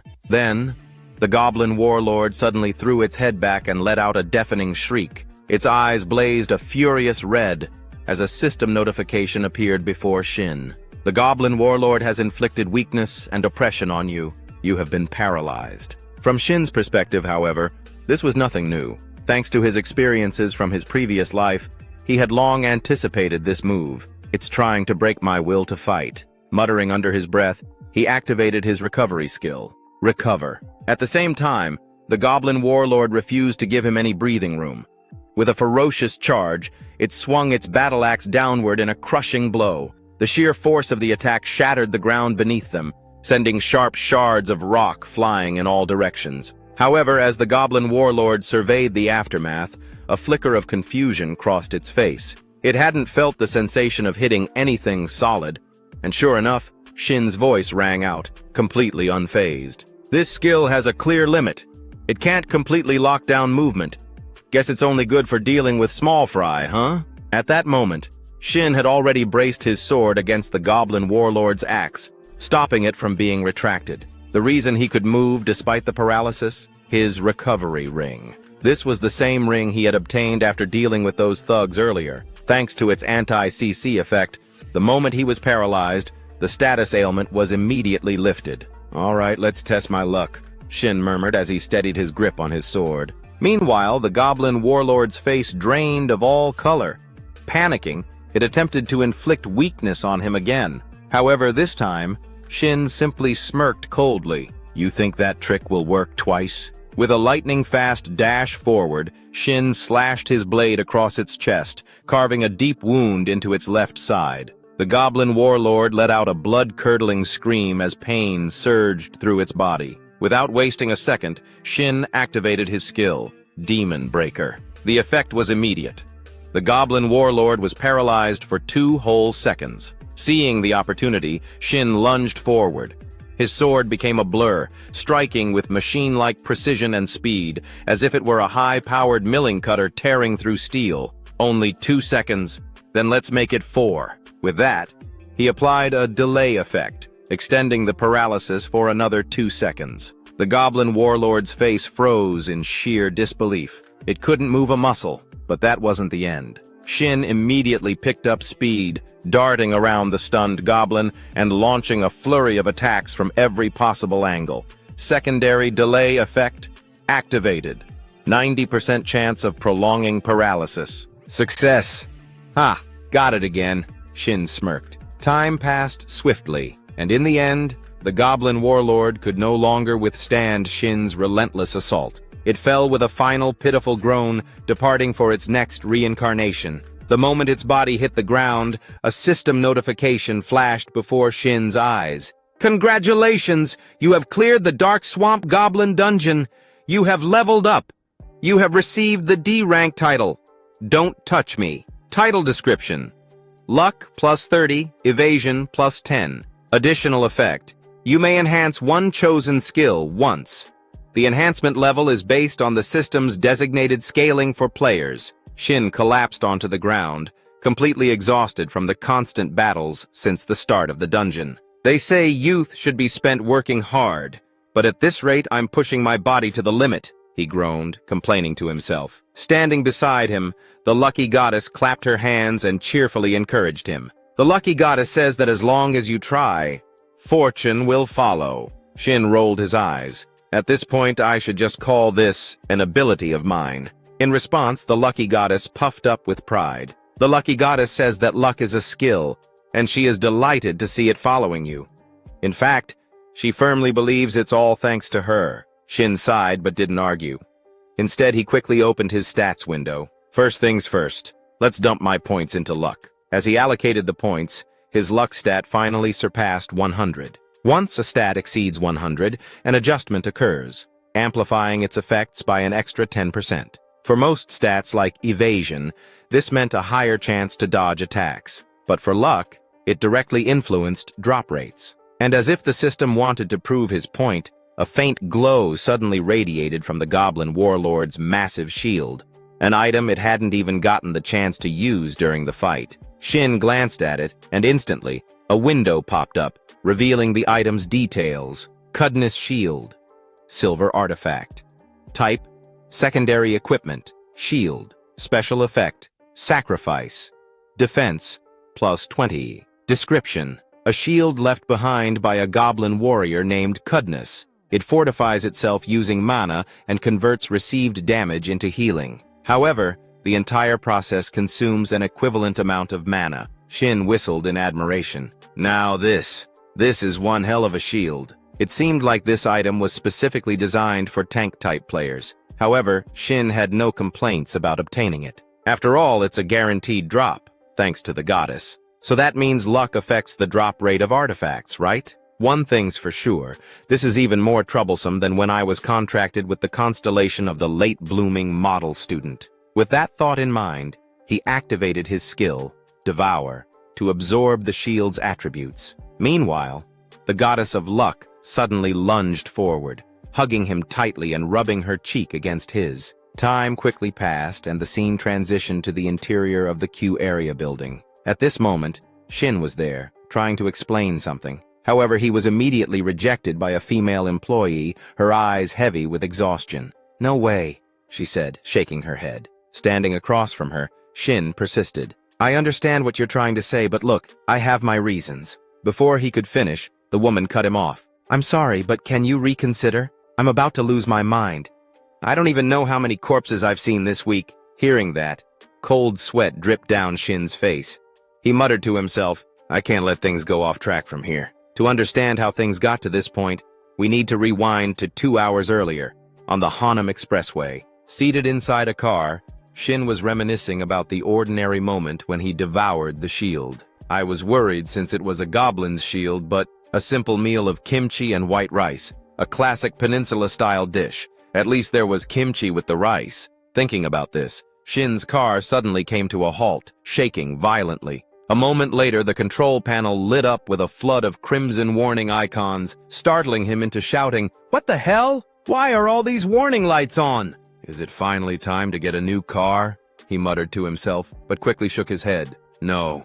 Moving to a new area is more important than getting a replacement. The lower a player's level, the more criminals will have their eyes on them. I can't live in a constant state of paranoia. Moving to well-guarded places like Player Street will be more convenient. And if I factor in artifacts, I should buy used ones, so they're easier to consume and absorb. Money.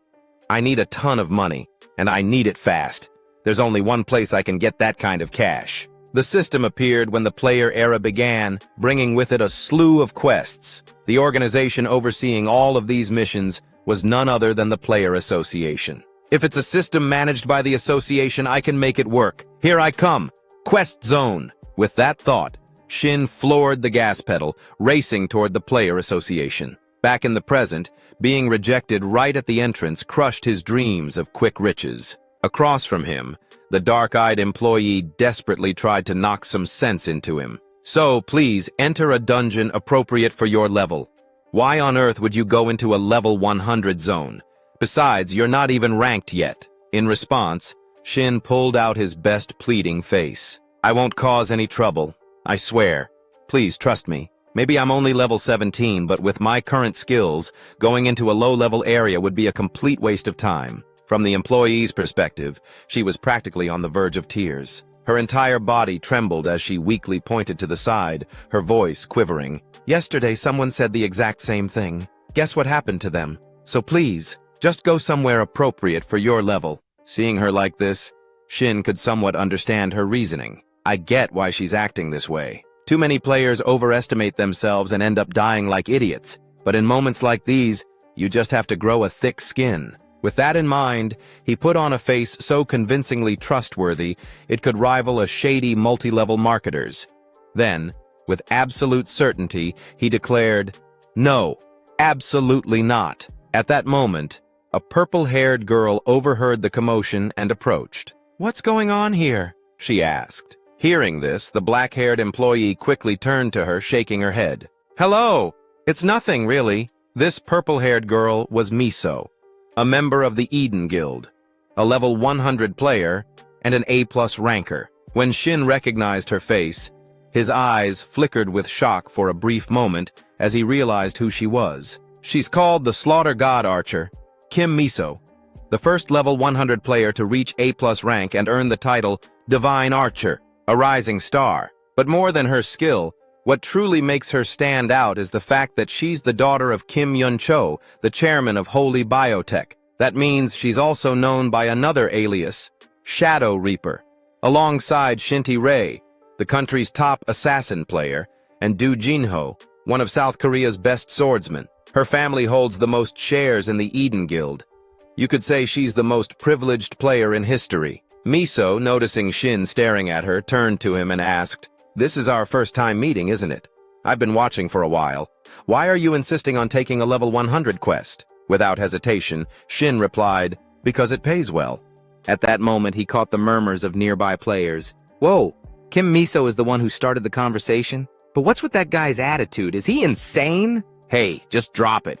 She's about to say something to that level 17 trash," a guy in a cap muttered, holding his friend back. Hearing their words, Shin simply closed his eyes in silence, though in his mind he was cursing them all. "I can hear you, you bastards." Unaware of his inner thoughts, Miso warned him, "That zone is going to be difficult for you." Shin sighed and shrugged. "Of course I know that, but the greater the risk, the greater the reward." He paused for a moment, thinking to himself, "I'm definitely not doing this out of personal feelings. Even though in my past life, I applied to join Kim Misa's party and got rejected, I'm absolutely not doing this out of spite." Unaware of Shin's petty inner thoughts, Miso remained enthusiastic as she continued speaking. But you do know that completing a mission alone is against the association's regulations, right? Her words immediately snapped Shin back to reality. He quickly realized the problem. Now that I think about it, solo missions won't have their restrictions lifted for another 4 years. Knowing that he wouldn't be able to go at it alone here, he scratched his head awkwardly and said, "I guess I didn't read the details carefully. Well then, I'll be on my way." With that, he quickened his pace. However, he failed to notice that his odd behavior had caught Misa's attention. Out of nowhere, she suddenly made an unexpected offer. "Then, do you want to form a party with me?" Around them, the nearby players who overheard her words widened their eyes in disbelief, as if they couldn't trust what they had just heard. "Whoa, is she crazy? Why the hell would she pick that bastard? I could go too, damn it. This is so unfair, I'm so jealous." From Shin's perspective, he wasn't naive enough to believe that a golden opportunity had simply fallen into his lap without reason. Suspicious of Misa's true intentions, he immediately asked, "What's the catch?" Hearing that, Miso gave him a look of approval and smirked. "Oh, so you don't believe this is just a simple favor, huh? Haha, I tend to trust circumstances more than people," Shin replied with a grin. Meanwhile, Miso revealed her true motive. "Hey, interesting, but there's no catch. If anything, let's call it a promise instead. If your skills don't match your confidence, you'll have to pay the price. Of course, if it turns out the other way around, I'll give you a sincere apology." Her voice was ice cold. Hearing that, Shin smirked. He had already figured out Misa's angle. "So, this is a test, huh?" Kim Misa's influence extends far beyond just being a famous player. The brand value of any outfit she wears skyrockets instantly. With just a few words, she can flood the news. The moment she labels someone as an arrogant player, their career is as good as over. This is going to be interesting. With his usual, "if I like it, I fight" attitude, Shin accepted without hesitation. "Then let's head out right now."